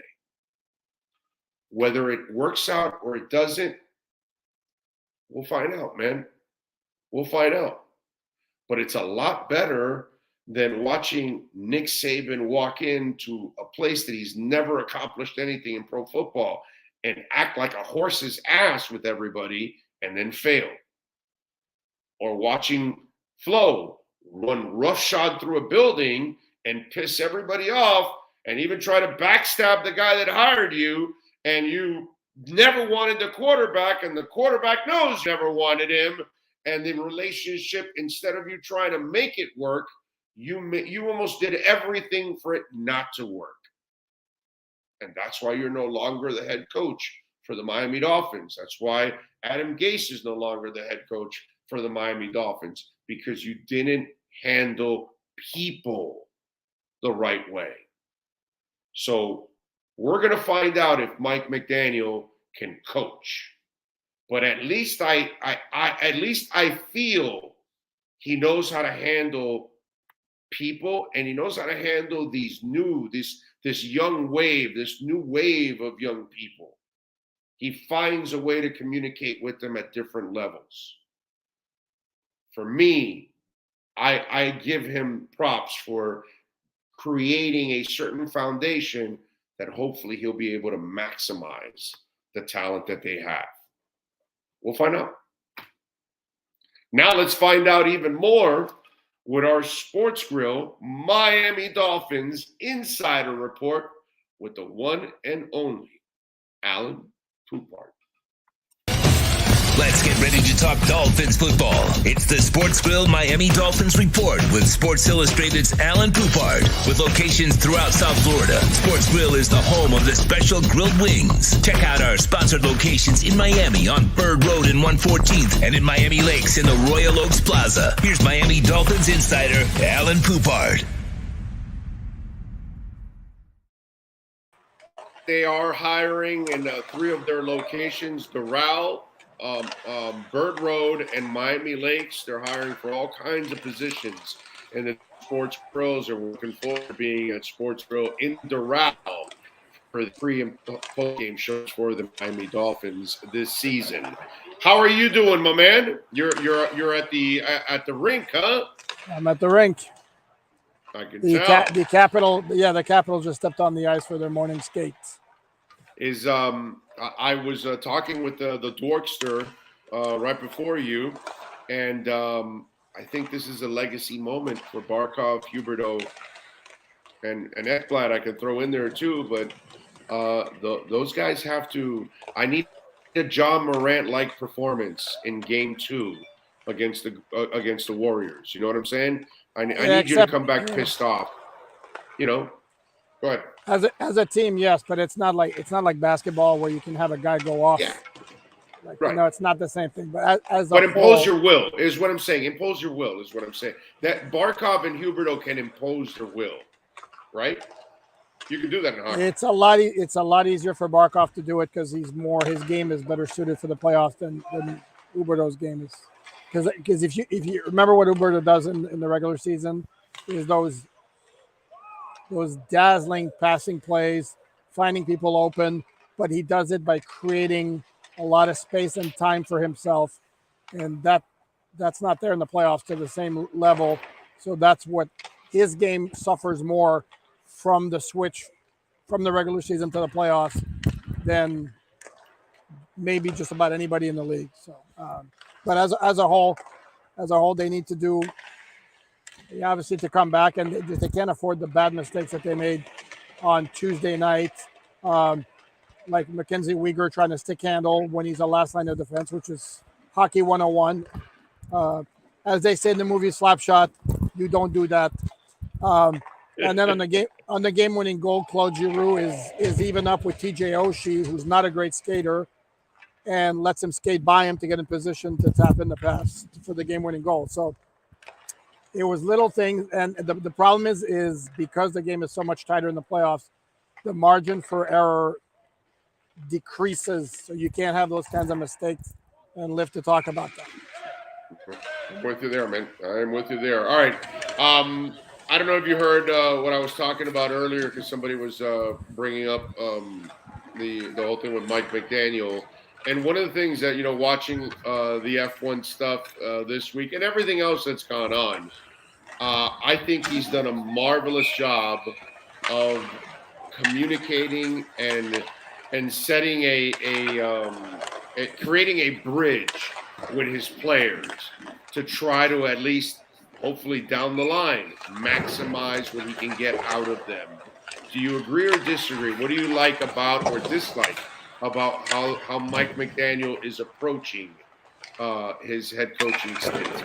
No, there's nothing to dislike about it. I have no problem with it. I would caution against overstating the impact, because I think come September, all the bonding that they're doing in May is going to mean a little more than crap, to be very honest with you. If you don't win, yes, you're right. No, forget it. Forget if you don't win. It's going to come down to game plan and execution and having the respect of the players. And then 17th down the line is what kind of rapport the coach has with the players. So that's why it's great. Mind you, I'd much rather have that than have the coach have a major disconnect with the players. I mean, that's clearly we've watched it. We've watched it with Gase and Flo. With certain players, players, there's a complete disconnect. But ultimately, that's not. I don't think that's ultimately what caused. With Flo, I think it's part of a bigger picture of of dealing with people. I don't think with Gase, again, it was part of the picture, but not. Ultimately, it comes down to game plan execution, X's and O's, much more so than the other stuff. Oh, I agree with you, but I just think it when you're an unknown commodity, I don't think it helps you to come in and be the bully on the block. You know what I'm saying? It's just like I was saying before. It's just when you're unproven, you have to prove to people first before you can actually act like Don Shula. You can act like Don Shula when you're Don Shula, and you can act like Pat Riley when you're Pat Riley. And you can mother F anybody you want because you're Pat Riley, bro. Here are the rings to freaking prove it. You know what I mean? I know what I'm doing. You don't. Shut the hell up and do what I'm telling you. And you have to, when Vince Lombardi says it, you have to do what he says and shut the hell up. But if you're Adam Gase or you're Brian Flores, I think you're better off trying to be Mike McDaniel in the early part of your career. True, but again, I would look at Flo and look at the one-loss record versus the realistic level of talent on the roster, and I would tell you that he overachieved big time in 2019, maybe to the detriment of the franchise in the long term. But that's a different. But he did story. overachieve. He did those 5 games with no talent. And I would tell you the 2020 team. I don't look at that roster and I don't see 10-6, and they were 10-6. So obviously he did something right, no matter how bad his relationships were with the players. The other factor here involved is it's 2022. The badass style of coaching, the I'm the boss, I talk, you listen, doesn't fly quite as much as it did in 1970 or 1980. We don't have a lot of those guys in the league, actually. Correct. Think about that. Yep. It's Belichick, because even Pete Carroll's not like that, actually. You know what I'm saying? And you look at Sean McVay and you look at the Shanahans and the LaFleurs and all these kind of coaches, and they're not like those old school, even our own coaches that we grew up with as kids that were verbally abusive, and it was like normal to be verbally abusive. It has completely changed, dude. It's not like that at all, pretty much. Correct. And it certainly it plays even worse if the second things start going south. But again, going back to the relationship issue, if we're going to pinpoint Flores having bad relationships with everybody in the locker room, then how did he not? Not everybody, well, but okay, but with a lot. But he still kept the team together when they were 1-7, and nobody quit on him. So give him props for that. I have a problem with that. Go for it. I think we, and this is a general thing, I think that we disrespect players as professionals overall, because you and I have worked in shitty situations and we still do our job and we're still professionals. I've worked with bad bosses.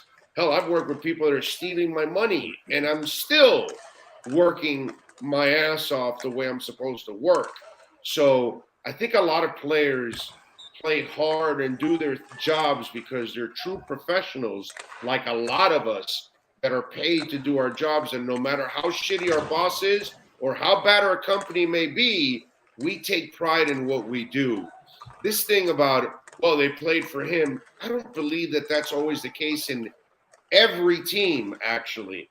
I think in most cases, when you see players playing hard, it's because in most cases, they're professionals and they give a shit about what they do. Fair point. I'm just saying. But fair point. But I would counter that with, we have also seen some teams completely check out. Yes. Okay. You're right. So it's there's a balance there. I just don't think, and you and I have talked about this before. I think a lot more about. But usually when they check out, it's so dysfunctional. Cam Cameron dysfunctional that's, and even with Cam Cameron, let me tell you, they played hard almost all the way to the end is when they really tuned them out, actually. They still played pretty hard during that season. But they didn't respect him, and that's no, they didn't respect him. Well, and the thing with Flo is, I absolutely would believe that a lot of the players couldn't stand him, but I don't think there are many players on that team who did not respect him, and that to me is always the most important factor. What'd you pick up from all the F1 stuff? It's right there on their turf. So it's, to me, it actually would have been shocking if they weren't involved or doing the social media stuff and all that. No, I mean, it's cool. Okay. Nothing more than that. Okay, another question. Did you watch any of the? Do you watch the videos that the Tua's trainer puts out? I wind up seeing them a lot of times, and I'm going to tell you right away, they mean crap to me. Okay, did you watch the last one that shows the progression of his throws and his hip and all that kind of stuff? Have you watched that?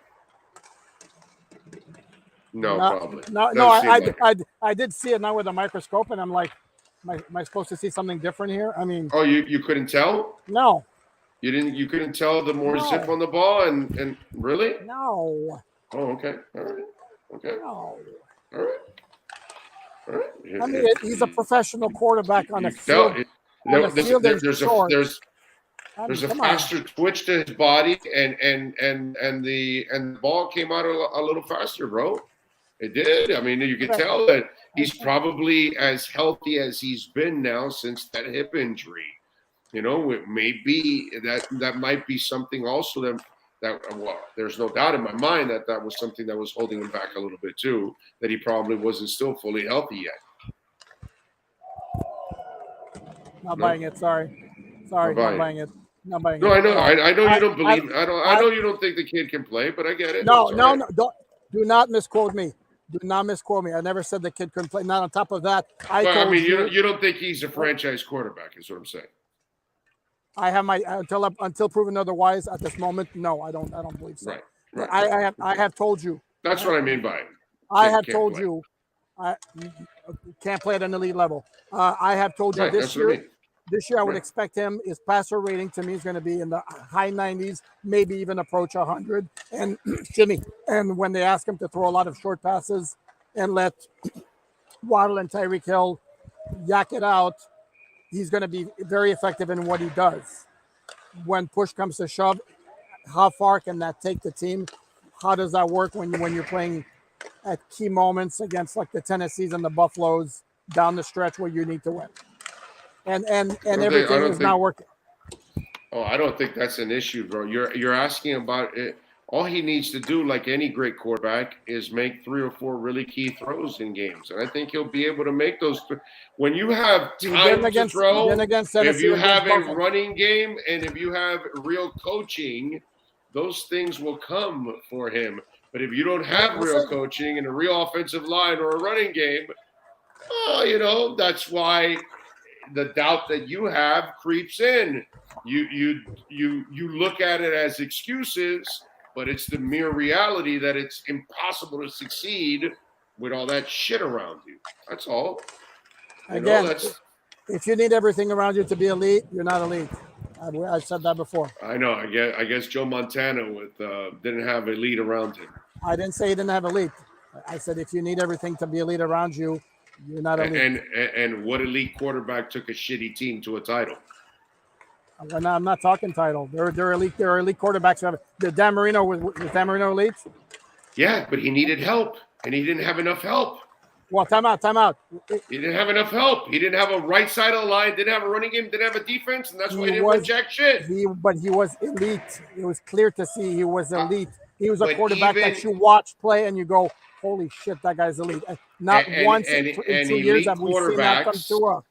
And elite quarterbacks still need elite around them in order to win, because the elite Dan Marino got to the Super Bowl and he ran into the elite Joe Montana, who had an elite defense, an elite running game, an elite offensive line, things that Dan Marino did not have.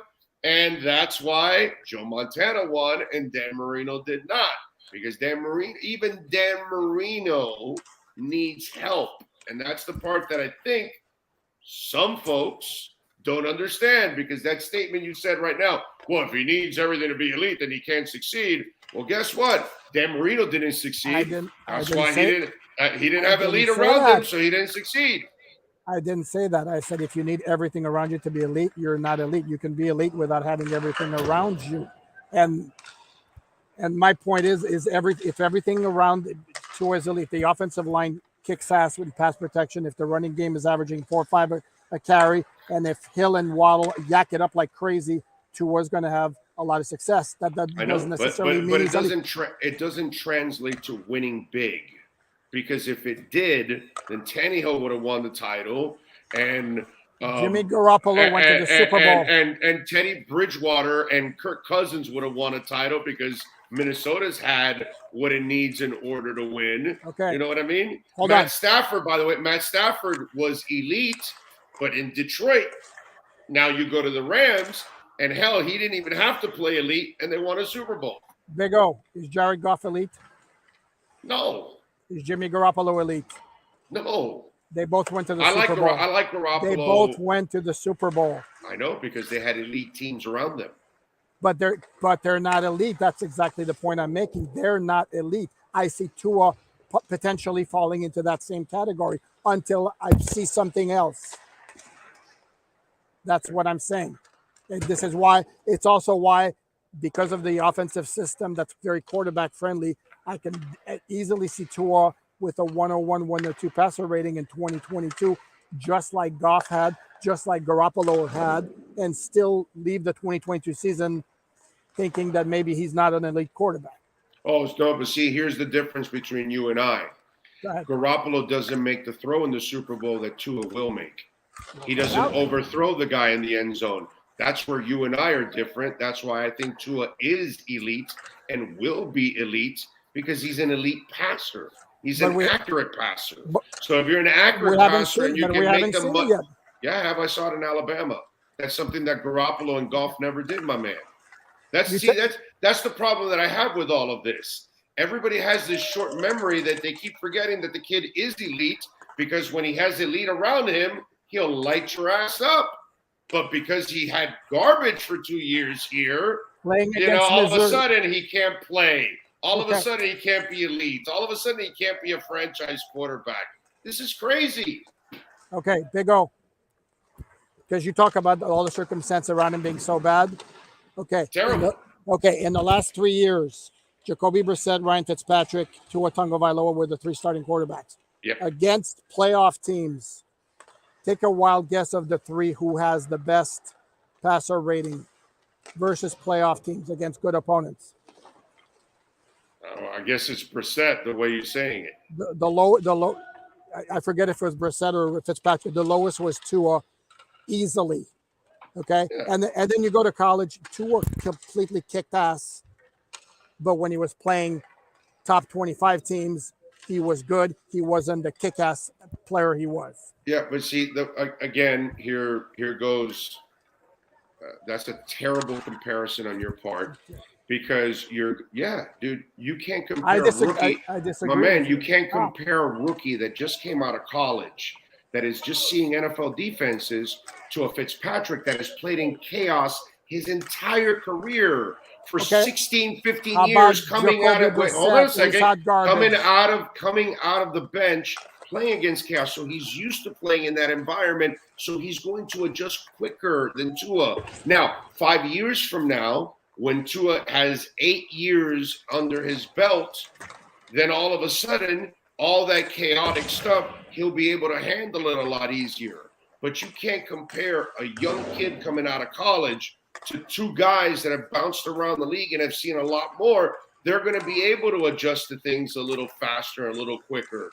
But Tua doesn't have that experience at this level. So to do that is not a fair comparison when one guy's played under chaos his entire career. Except again, it's excuse after excuse. Look, that's reality. Dude, for every argument that somebody makes against you, and dude, if he balls out in key games or in the Super Bowl, I will admit, my I'll tell you you're wrong. You don't have to admit it. I'll tell you you're wrong. Trust me, I know you will. Okay, I will. Trust me. But I have not seen any signs of it, and until otherwise, I don't see it. And no offense, but the two believers like yourself, for everything you have an excuse. And to me, I would see elite signs. I would see any sort of elite signs. Even I'm not looking purely at numbers. There's nothing that I ever see from him where it's like, oh, look at that. And you never saw in Arizona some. That's one game, and it was marginally elite. I mean, I saw Burrow even as a rookie. Justin Herbert. The throw he made on the right side hash to Devontae Parker. That's That's as elite a throw as it gets in the NFL. He When was that? anticipated the When was that? defender and threw it opposite of the defender. That's as elite as it gets a throw in the NFL. The anticipatory skills he had on that throw was sick. Was that Go against back Arizona? and look at that throw. I'll look at it. That throw is that's as elite as if you can make that throw, you can make any throw in the NFL, actually. That throw he made. Go watch that throw. For him to anticipate where the defender was and to place it opposite before that break, that was super impressive on his part. That's a hell of a throw. He had a really good game in that Arizona game.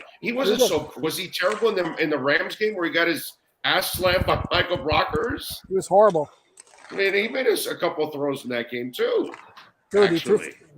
he threw for 90 yards. They won because they had a fumble return for a touchdown, a punt return for a touchdown. Yeah, that's right. That's right. Yeah, and a fumble return to the 1 yard line. So, yeah, no, you're right. That one he wasn't good, which is the one I'm thinking of. That he had another game against a good team that he played well. I'm trying to remember which one it is now. But he's had a couple of games. Problem is you guys want him to have every game when you have a terrible team. No, that's not true.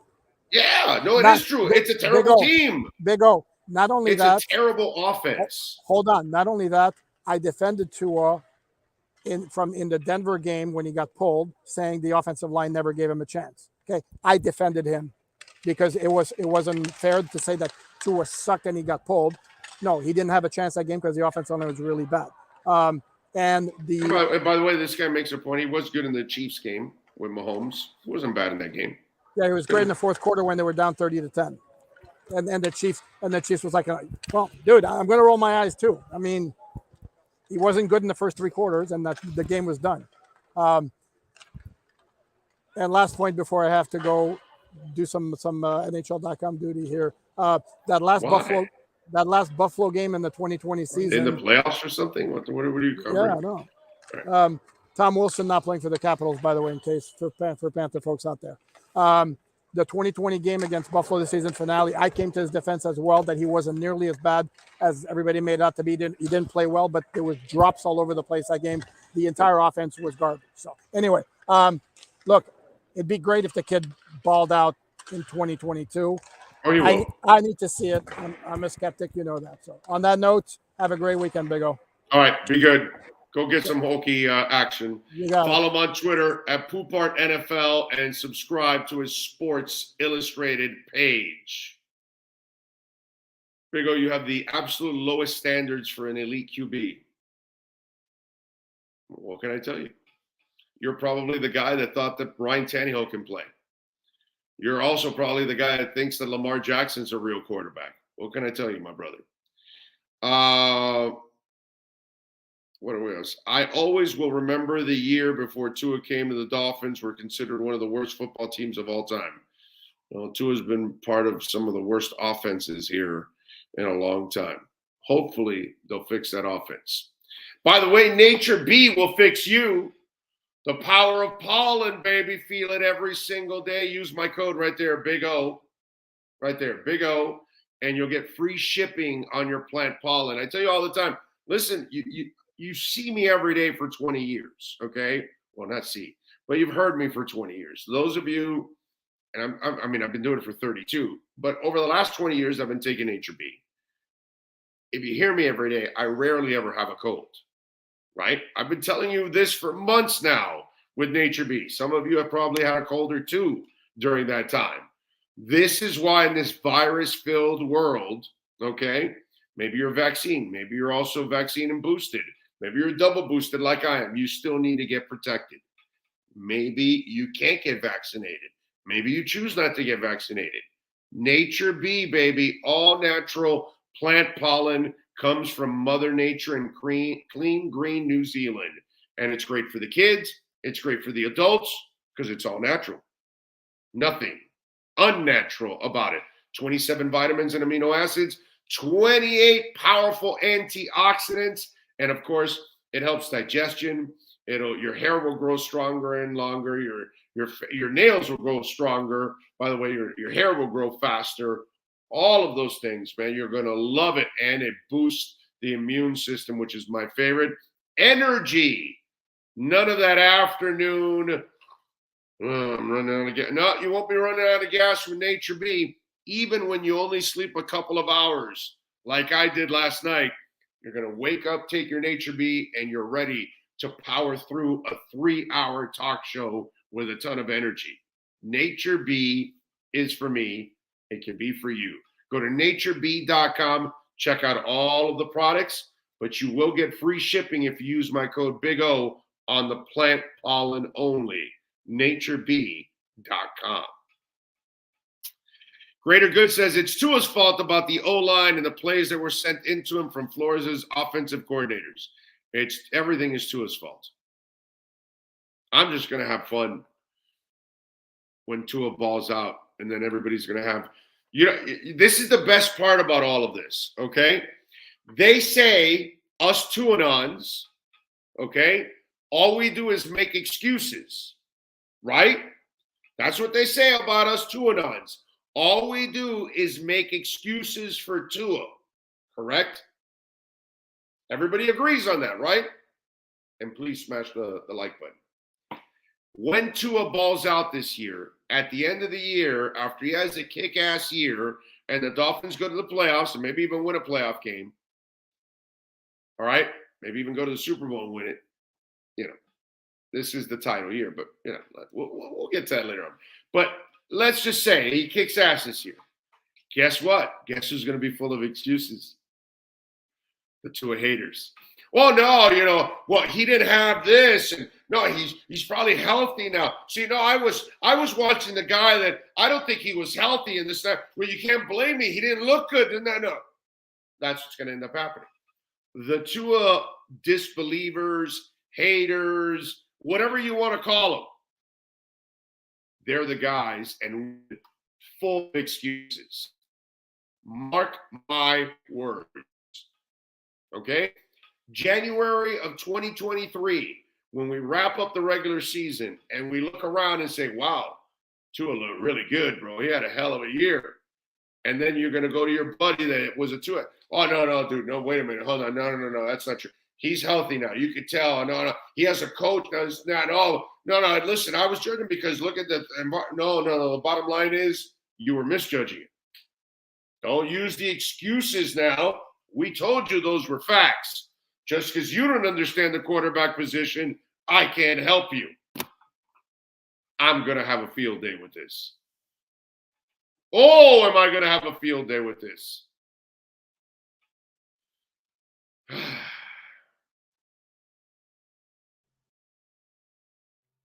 Eric says, only question I have is how much more improved the O-line is this year. If it goes from 32nd to 22nd, then they win 11, 12 games. If they improve to the top half of the league, then this is a Super Bowl contender.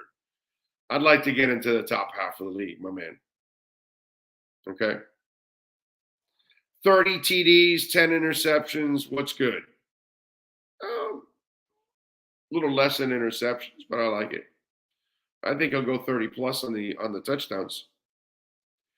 Big O, for a sports night game, would you rather do takeout sports grill special grilled wings or Flanagan's half rack chicken wings combo? I know your answer. Oh, special grilled wings, bro. Are you kidding me? Special grilled wings every day of the year and twice on Sundays. God, I love special grilled wings. They're so good. Jimmy James says, I'm with you, brother. I'm sick and tired of hearing these Tua haters. I'm on the Tua train. Rick Love says, kind of like you did when Tannehill got some good players around him. You gave him no credit. You said it was because he has good players. Rick Love, Tannehill, what's he done, bro? What the hell are you talking about, bro? I've never believed in Tannehill. Ever. Rick, just because you're the fool that bought into Tannehill, that's your freaking problem, dude, not mine. What happens every time he goes to the playoffs? That team's good enough to carry him to the playoffs. But when they stop Derrick Henry, what happens, Rick Love? Tannehill craps the bed every single time. That's the clown, Rick Love, that was winning playoff games by throwing for 70 yards. He's never accomplished anything big. That's the difference, Rick Love. Don't compare Tua, who's actually a real quarterback and won a national championship, to a guy that can't win anything. Ryan Tannehill, Lamar Jackson, they're nothing, dude. They're just stats. They pee in their pants every single time they get to the playoffs because they're minor leaguers. The hell are you talking about, dude? I never believed in Tannehill from the day he was drafted, and I never will because he's not a real quarterback. An athlete still trying to play quarterback. Athletes that play quarterback have to think too much. Your quarterback that can't think, it has to come naturally. It's a gift that either you have it or you don't. And Lamar Jackson will never have it, and Ryan Tannehill will never have it.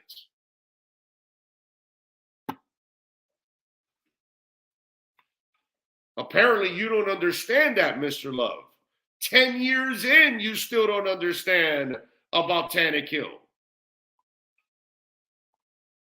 But you were probably the fool buying it when he put up some stats in Tennessee, because you can't read actually what's happening on the field. No, Tannehill doesn't go to the playoffs. He's carried to the playoffs. There's a huge difference. Please learn football. He's not carrying and doing anything. He facilitates on his best day. That's what Ryan Tannehill is. Give us a couple minutes. We'll talk to Marcel Louis-Jacques and a little Miami Dolphins football. But I got to eat my chicken biscuit next.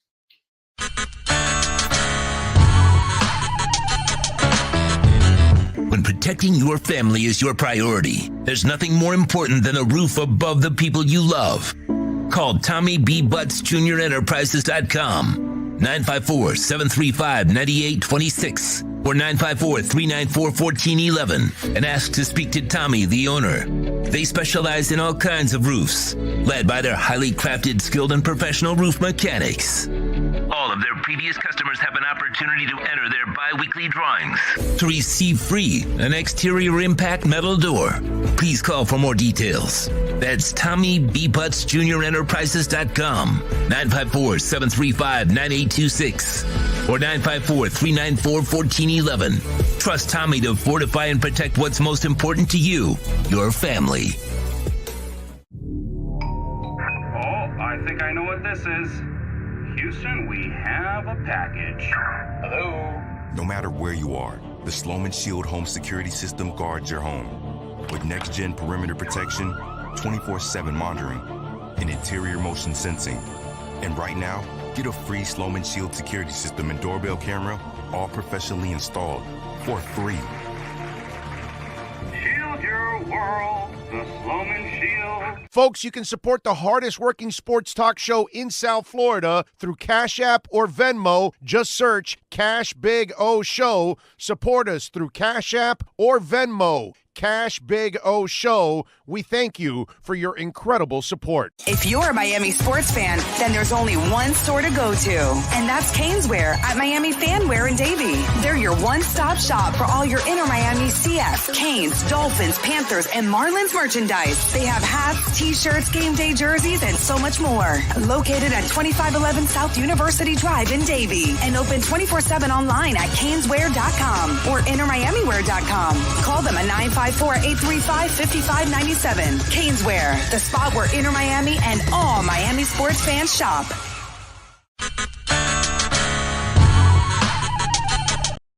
With more than 62 years of litigation experience handling insurance disputes, Welton Rayom is committed to resolving even the toughest insurance claims quickly. At Welton Rayom, they don't get paid unless you win.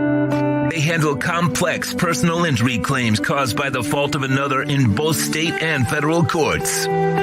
They handle auto, trucking, motorcycle, slip and fall, and bicycle accidents. Call 954-966-4646. That's 954-966-4646. Welton Rayom can help.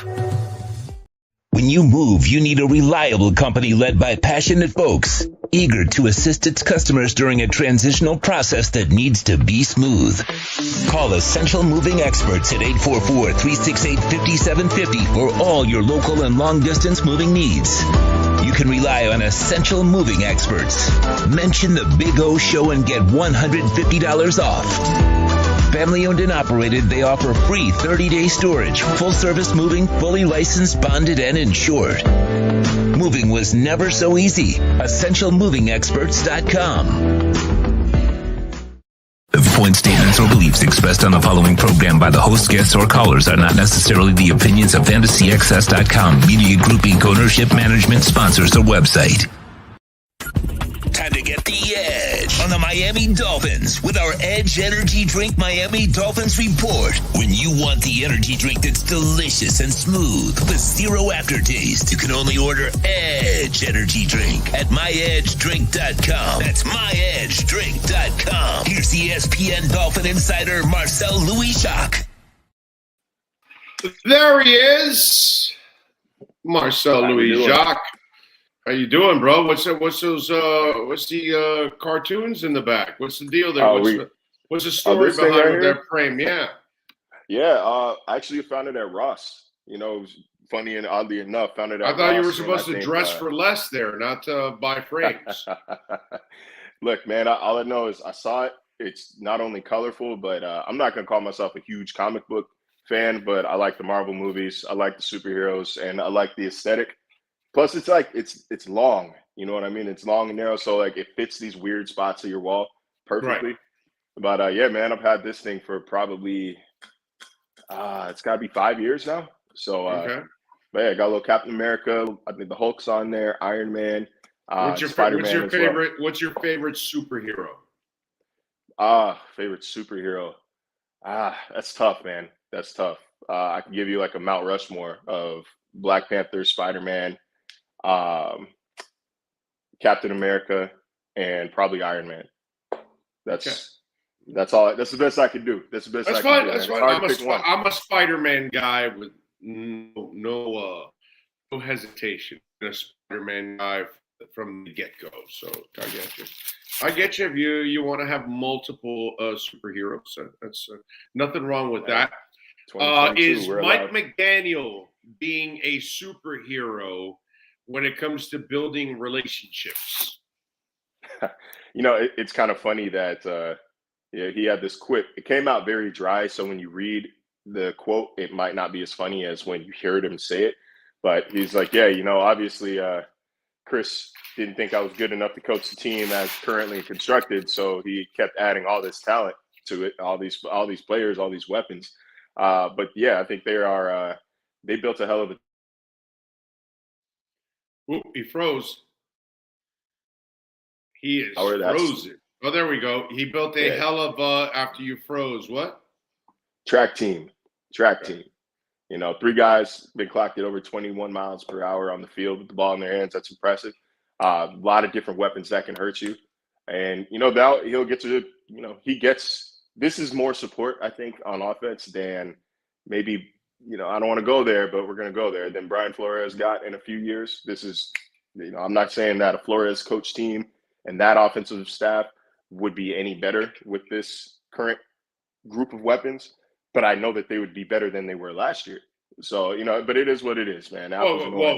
First of all, you have to be smart enough to want to go in that direction. I mean, when you're not smart enough and you want to go in the jabroni brisket direction, I mean, that's not really going to help you. So when you want to put the 3 Stooges as your offensive coordinators, I don't think you're ever going to get there. So, you know, there's a difference between you wish you'd have it or the wherewithal to actually know how to build it. And that's the problem there. Now, let's get away from that silliness there because, you know, flow is flow. But let's bring Flo back into the mix here.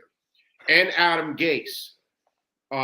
because one of the things that I like about what McDaniel is going to give himself a chance to succeed, and since you're a youngin', this actually goes better with you than us older farts.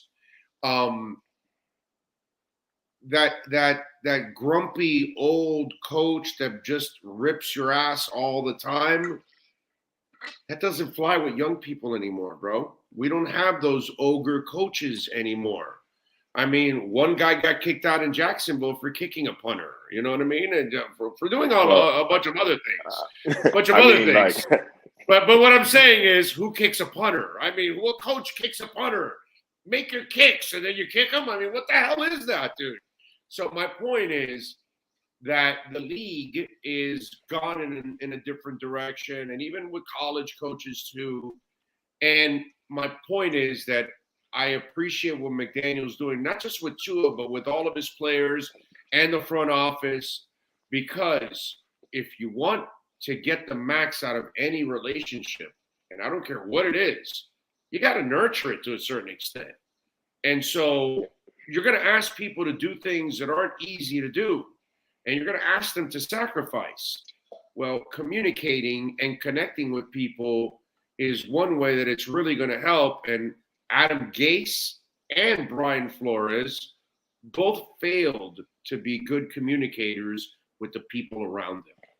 Yeah, and let me add that this is also more support than I think Adam Gase had in his years here as well. Like, this is probably the best collective group of weapons Miami's had. I don't want to say ever, but I mean, on paper, it's about close. But I digress. Yeah. What's a better front office?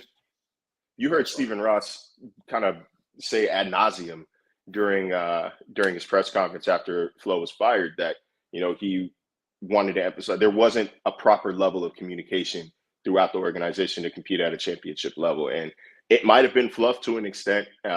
Flores' lawsuit will say it was what's the term when you're trying to paint somebody in a bad light?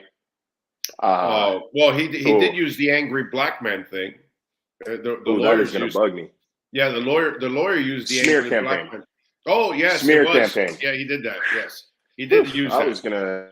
No, but the lawyer did use the angry black man thing. He did use that, by the way. He did use it. That's real. That is a real stereotype. Yeah. But either way, like his lawsuit will say it's a smear campaign. Either way, I think he meant it. Like, I think he meant that they need to have better communication from top to bottom. And it seems like so far, like Mike McDaniel is a good communicator. Him and Chris Greer sat down next to each other a few days ago, looking like old chums, looking like they've been best friends for 30 years. Like, that was the most relaxed, chemistry-filled little press conference that I think I've seen since I've been here. So, and again, we've touched on this a little bit before, that as long as results are there, like, the process doesn't necessarily matter to people. Like, if you want to be goofy and tell sarcastic jokes and wear Yeezys to practice and all of this, as long as these guys know that the product you're putting out and the work you're putting out is going to benefit them, they're not going to bitch and moan.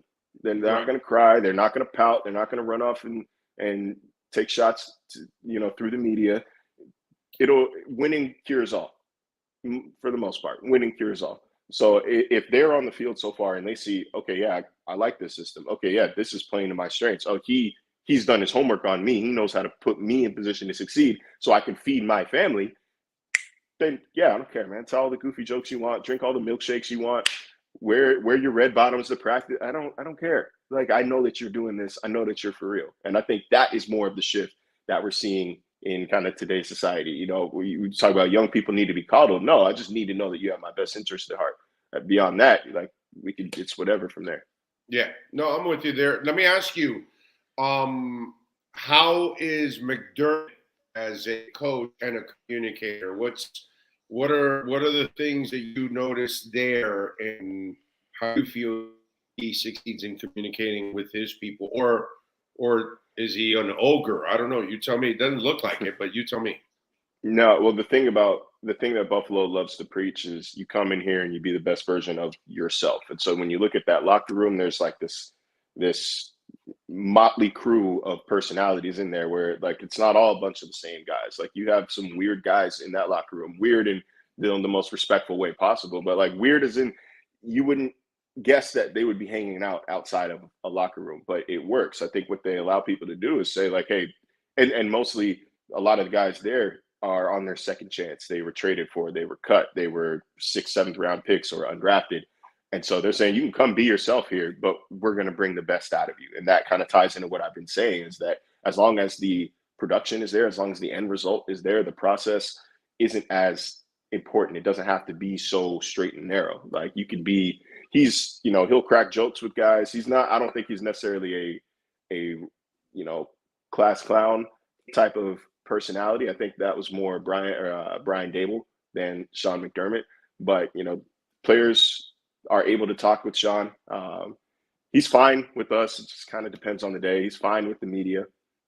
But I wouldn't necessarily call him a complete disciplinarian. I think he's a serious guy, but I don't think he's like Brian Flores serious or Bill Belichick serious. I think he's a serious guy in that like he's kind of intense, like a lot of defensive-minded football coaches are. He's intense, but approachable if you're a player. And for the media as well. He's not great in a press conference, but off to the side, he's a guy you can have a conversation with. Okay. All right. That's cool because I just think that if he's going to succeed, I think at least he's starting it off the right way, McDaniel, to give himself a chance. The other thing that I think he's also doing is he kind of takes away the fact that, hey, you can't say I didn't listen to you. You can't say I'm not supporting you. You can't say I didn't give you every opportunity, right? I think he's kind of doing that too. Psychologically, he's also setting himself up to that if he has to make a tough decision, he's going to be able to say, well, listen, I was fair with you from the get-go. I told you, what to do, what I expected, and all this kind of stuff. And everything was communicated. So in a way, I think the transparency could also help him even for some of the rougher waters that are for sure going to come up. Yeah, I think, the fact that the NFL is a business is not going to fool anybody at this stage. Like a rookie might be surprised by it, but like they're not going to be offended by business moves in the NFL. So as long as you are transparent and honest with people, then I think you can make those tough decisions without too much, blowback. And so, yeah, I think that as far as I can tell, and as far he's been upfront with players, he's been honest with players. I think he was pretty honest. They were honest with Devontae Parker. I don't think at any point did Devontae Parker think he would be playing for the Miami Dolphins in 2022. So, I mean, that's an example of even when things are tough, like they're like, hey, man, we don't really see you as a fit. We're going to start looking for, we're going to look to move you respectfully. We're going to look to move you. That's all you can ask for. Again, like I said, at the end of the day, it is a business. This isn't, JV football. This isn't high school. There's billions of dollars on the line. And I think that these players, for the most part, understand that. And, of course, if you want a little edge, you got to go to myedgedrink.com. Delicious, smooth, zero aftertaste. Folks, you can get 10% off your purchase by going to myedgedrink.com. Not only is it the best energy drink on the planet, zero aftertaste, delicious, smooth, okay?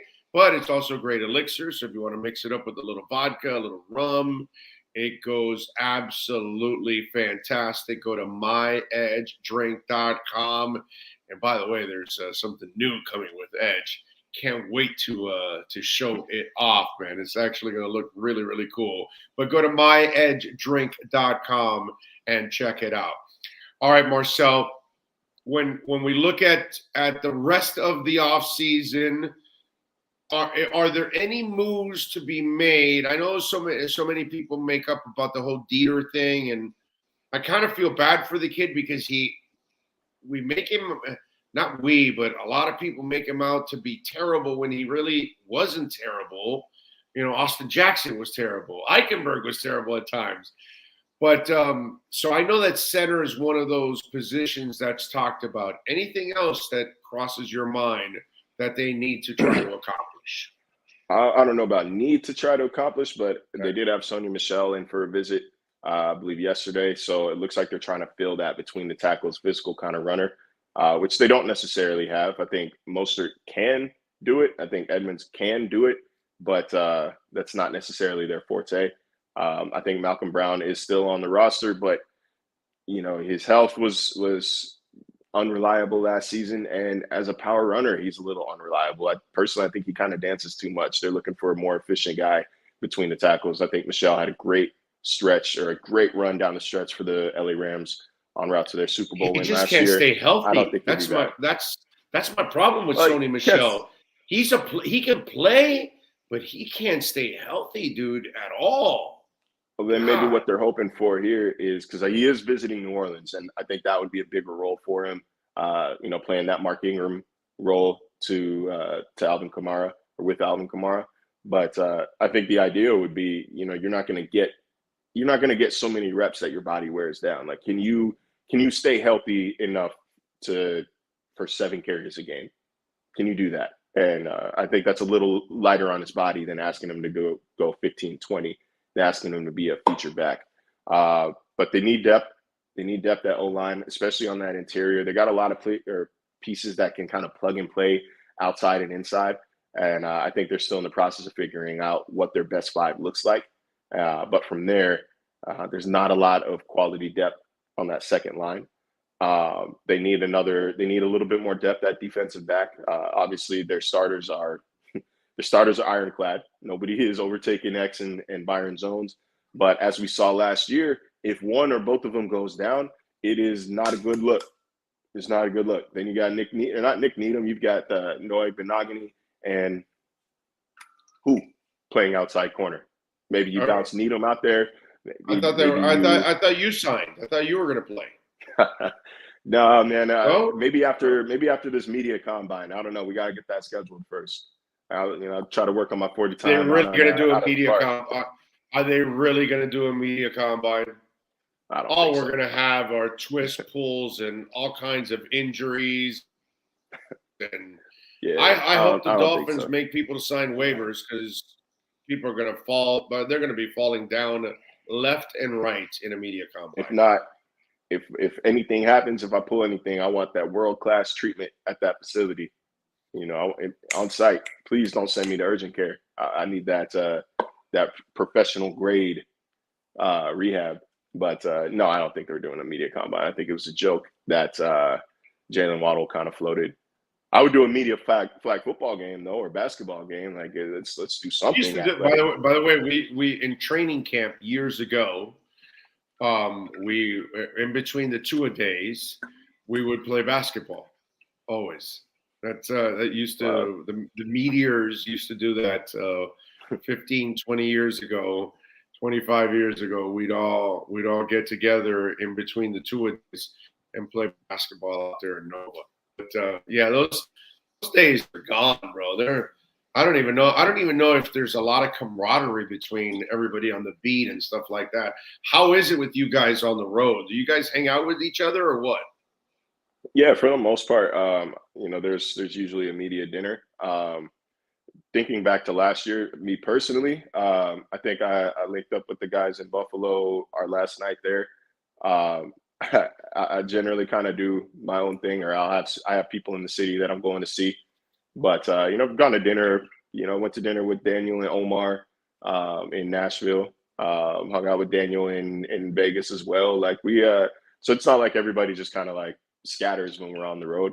My idea is, as much as I like you guys, I do see you like every day. So my Saturdays on the road, I like to spend either with whatever friends I have in that city, or I just like to explore, by myself. I like to just walk around the city, and like it's fun to me. It's a blessing that I get paid to travel the country, man. So it's not like I'm like stressed, like, oh my God, what's Joe and Hal, and where can I meet up with David? And like it's not that I don't want to see them. It's just that like I got kind of other priorities on that Saturday, and I'm gonna see y'all on Sunday and Monday and Wednesday and Thursday and Friday and the next Sunday. You know what I'm saying? Like I think there's camaraderie through repetition.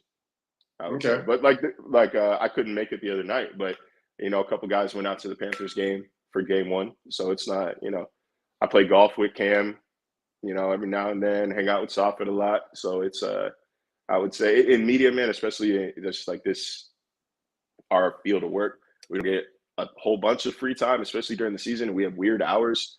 So I think a lot of our friends come from within the industry. Like I maybe know. Oh yeah, I know, yeah, definitely. I maybe know 3 people in the city that have nothing to do with work. You know, that just met either organically or just outside of work itself. But they're all women, right? No comment.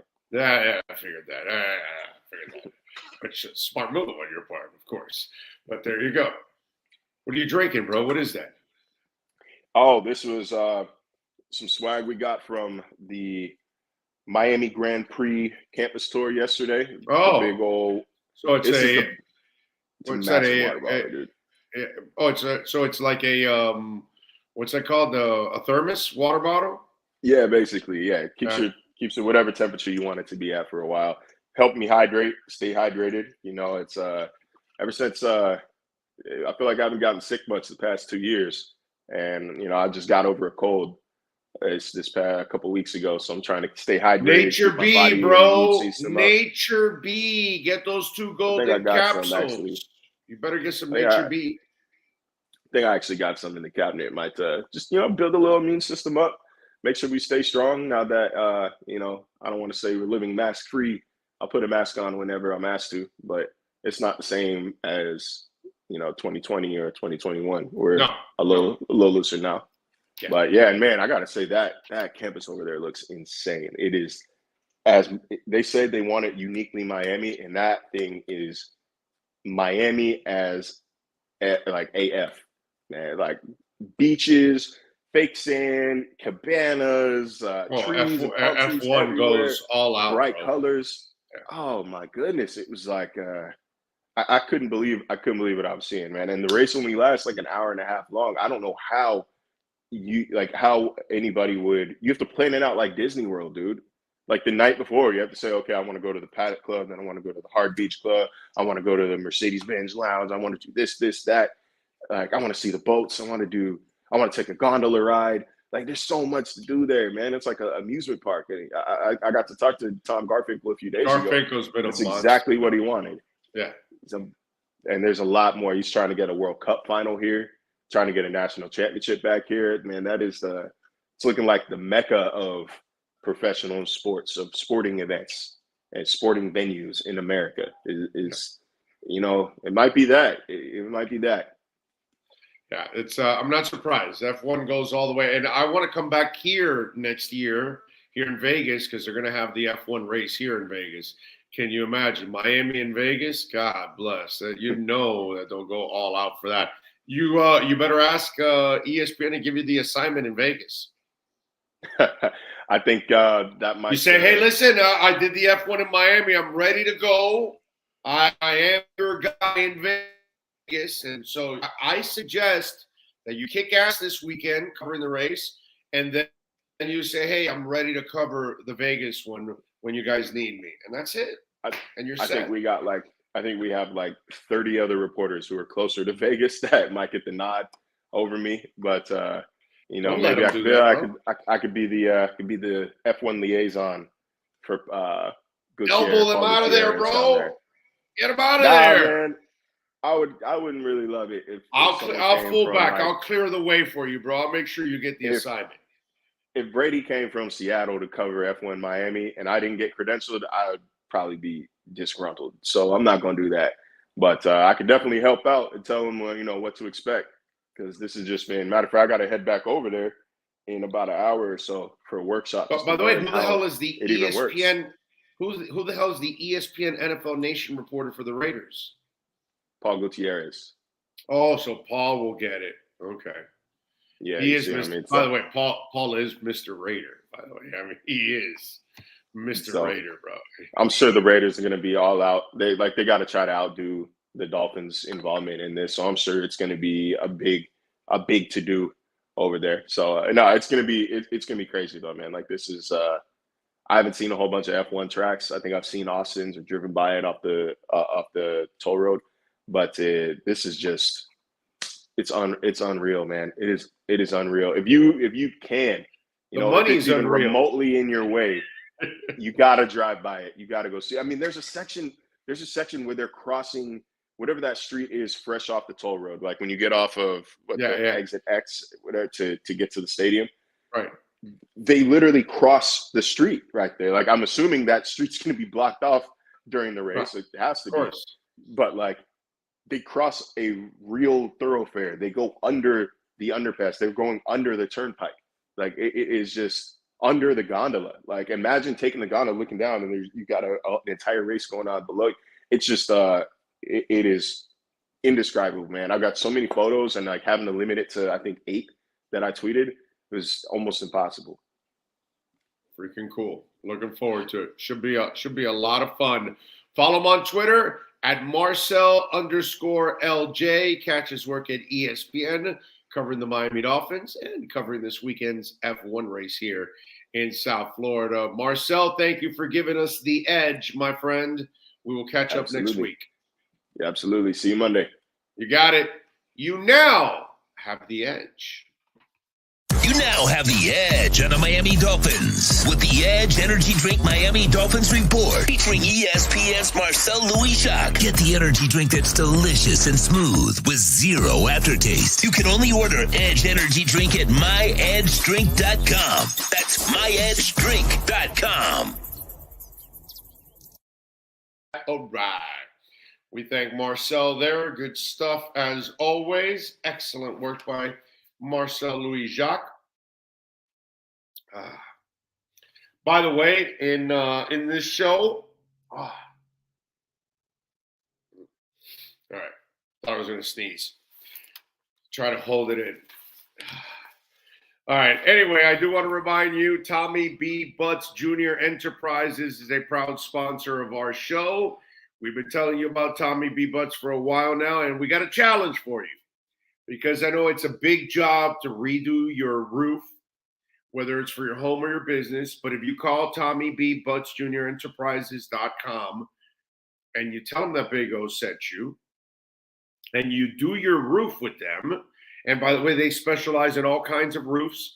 They're licensed and insured. And I tell you all the time, whether I'm talking about Tommy, whether I'm talking about EJD Construction, whether I'm just telling you in general, do not hire anyone to work in your home that is not insured.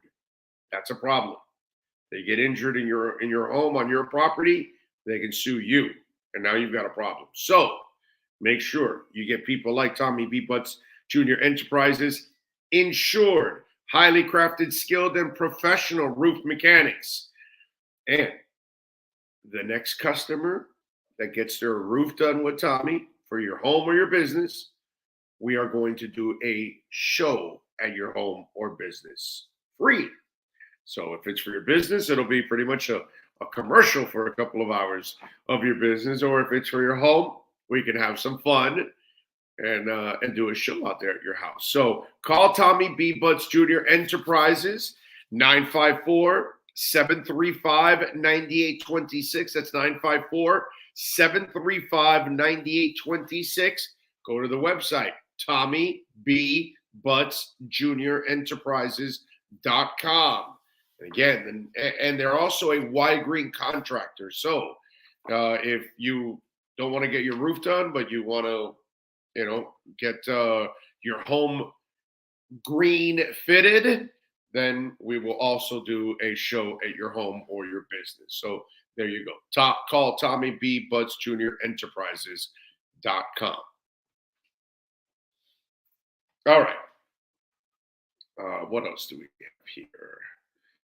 Oh, very interesting story. And we're talking about stuff that's like a lot of money here. And kind of a piece of memorabilia that is as historic as it gets.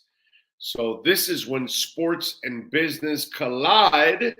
We get the KSDT CPA.com Sports Business Report.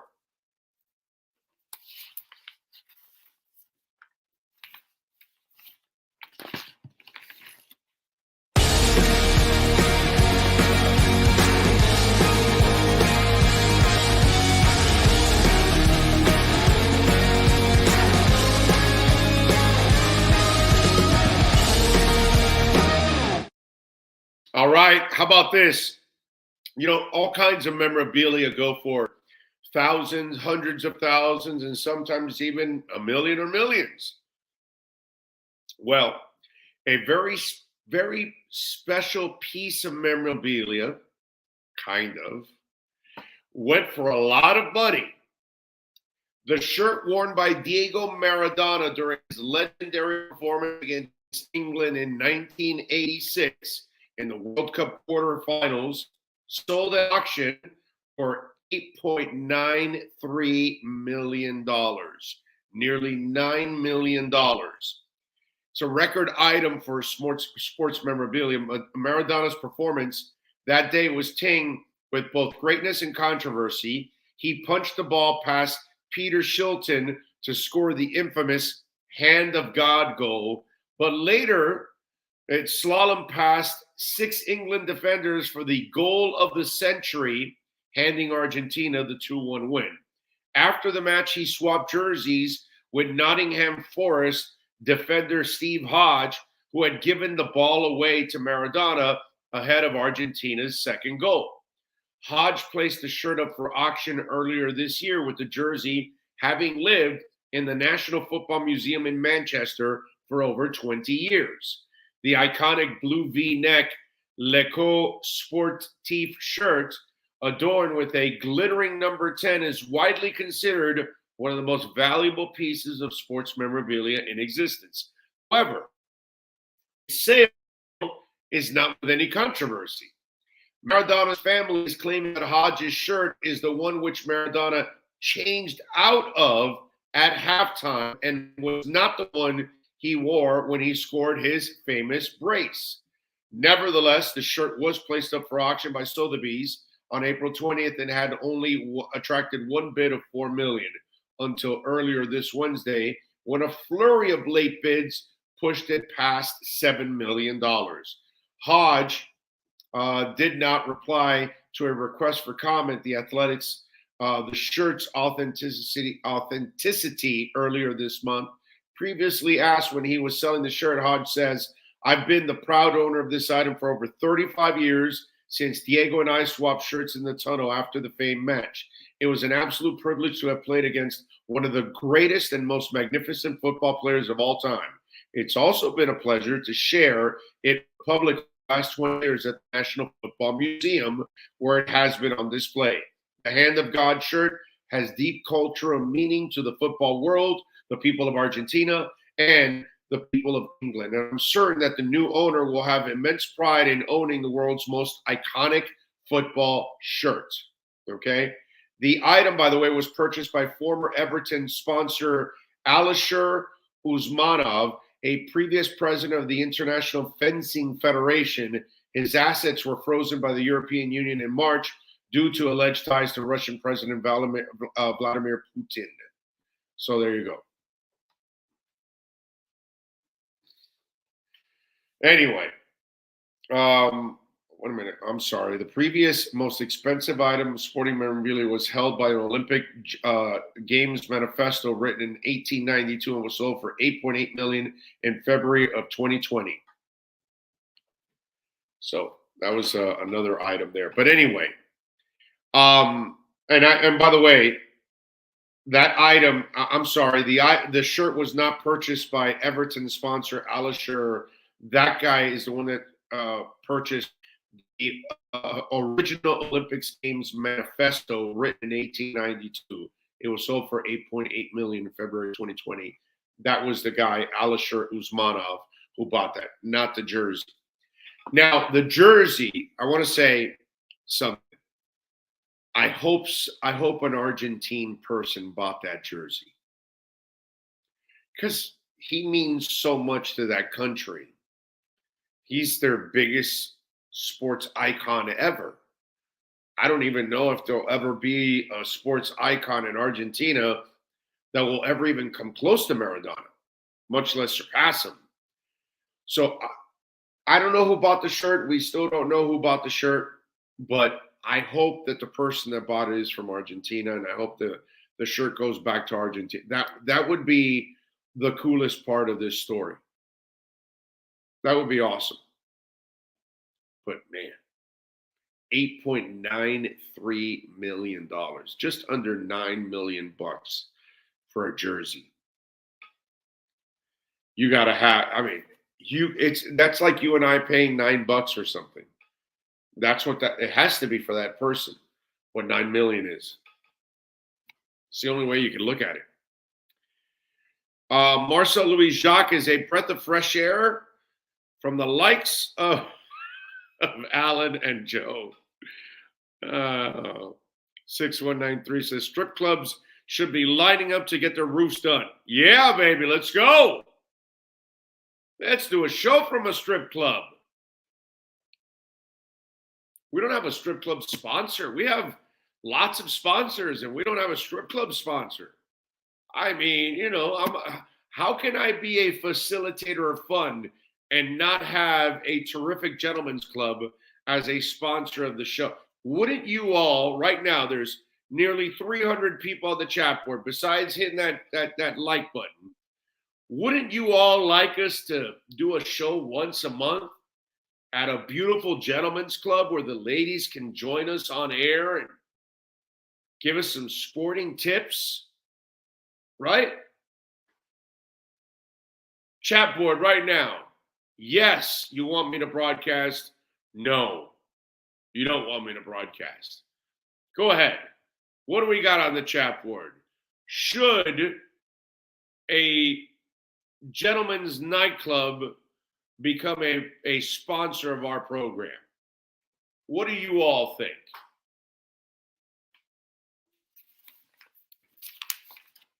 By the way, have you been to the Perdomo retail store? If you haven't, you should go check it out at 5150 Northwest 167th Street, right there in Miami Gardens. They've got a full line of Perdomo cigars and a beautiful, ginormous humidor with all cigars. And by the way, Nick Perdomo is always there when he's not traveling. You might be able to meet Nick when you go there. Pretty good stuff. And they got a big old lounge there too, giant leather couch, TV, so you can sit back. You can enjoy your Perdomo cigar right there in the Perdomo factory. It's awesome, man. Go check it out. There's the 10th anniversary, the champagne. Delicious cigar, that one. 93 rating from Cigar Journal. Perdomo.com. Oh, I'm calling Sammy's in Pensacola now. Let's go. Man of 1,005 holds wants me at Twin Peaks. Josh says, go for it. No, because Sean will get distracted. Well, what we'll do is we'll keep Sean at home, and I'll go by myself to the gentleman's club. Is that all right with you, Sean? He gave me a thumbs down. He's like, no, you gotta take me. I tell you, Sean, he won't pass up a strip club. He was pointing at all of them here in Vegas. Hey, look at that building there. That's pretty cool. What's in there? Sean, those are naked women. Oh, really? Yeah, Sean. How about that building? Naked women, Sean. So it was just one of those, it was just like explanation all the time to Sean. Yeah, no, Sean, they have women in the building. Really? Why aren't we doing a show? Well, you know, Sean, they're not a sponsor. It's, it's just one of those things you got to explain to Sean. Sean said, hell no. Arnaldo says that. You guys are a trip. You really are. Anyway. Oh, what else did I forgot to tell you? I took the Dolphins 8.5. The Patriots are also over and under is 8.5. The Jets, all those moves they made this offseason, over and under is 5.5. Bills, what do you guys think is the over and under for the Buffalo Bills? 11.5. Ravens 9.5. Broncos 10.5. Texans 4.5.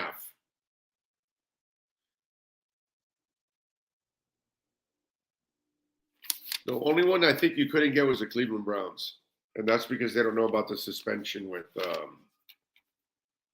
Deshaun Watson. That's the only one. So there you go. It's a beautiful thing. All right. You have a sponsor that is pronounced Liquor Split. So, of course, you need to be at a strip club. Yes. Liquor Split is a hell of a sponsor. Now, can we literally tap that app? Yes, you can. Just download Liquor Split. iOS or Android, baby. Get that liquor delivered to you. The Jets will always be the Jets and still suck. That's right.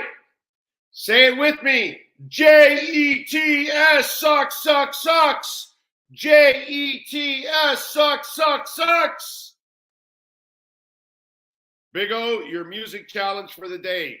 Based on musical talent, Brian Johnson versus Axl Rose versus Mick Jagger versus Robert Plant. God. What do you want me to do? Put them in order? I'm going to go Robert Plant, Axl Rose, Mick Jagger, Brian Johnson. There you go. Because I'm one of those guys that will tell you it's not that Brian Johnson can sing. It's not that David Lee Roth can sing. It's that they have a sound. David doesn't even have that sound anymore, but Brian does. So I look at it more as a sound, not singing. But Plant definitely number one in that list. Are you kidding me? Got to go with Plant number one there. All right. We thank Anthony Chang, David Dwork, Alan Poupart, Marcel Louis Jacques, of course, Sean Stanley mastering the program. We are wrapping it up. Yeah, it's probably a little earlier than normal, but we got to travel. So that's why we're headed back to South Florida. We'll see you tomorrow. We will be in studio in the morning, and then in the afternoon, we'll be at Hialeah Park for the weigh-ins out there. And boy, after tomorrow, I'm looking forward to resting on Saturday and Sunday. But anyway, we will see you tomorrow live at Hialeah Park at 4:30. We'll be on tomorrow morning like normal, doing our normal show and all that. And then we'll be on later on, having some fun with the folks at Hialeah Park. We will see you tomorrow. Same time, same place, same bat channel. Love you all. When protecting your family is your priority, there's nothing more important than a roof above the people you love. Call Tommy B. Butts Jr. Enterprises.com, 954-735-9826 or 954-394-1411 and ask to speak to Tommy, the owner. They specialize in all kinds of roofs, led by their highly crafted, skilled, and professional roof mechanics.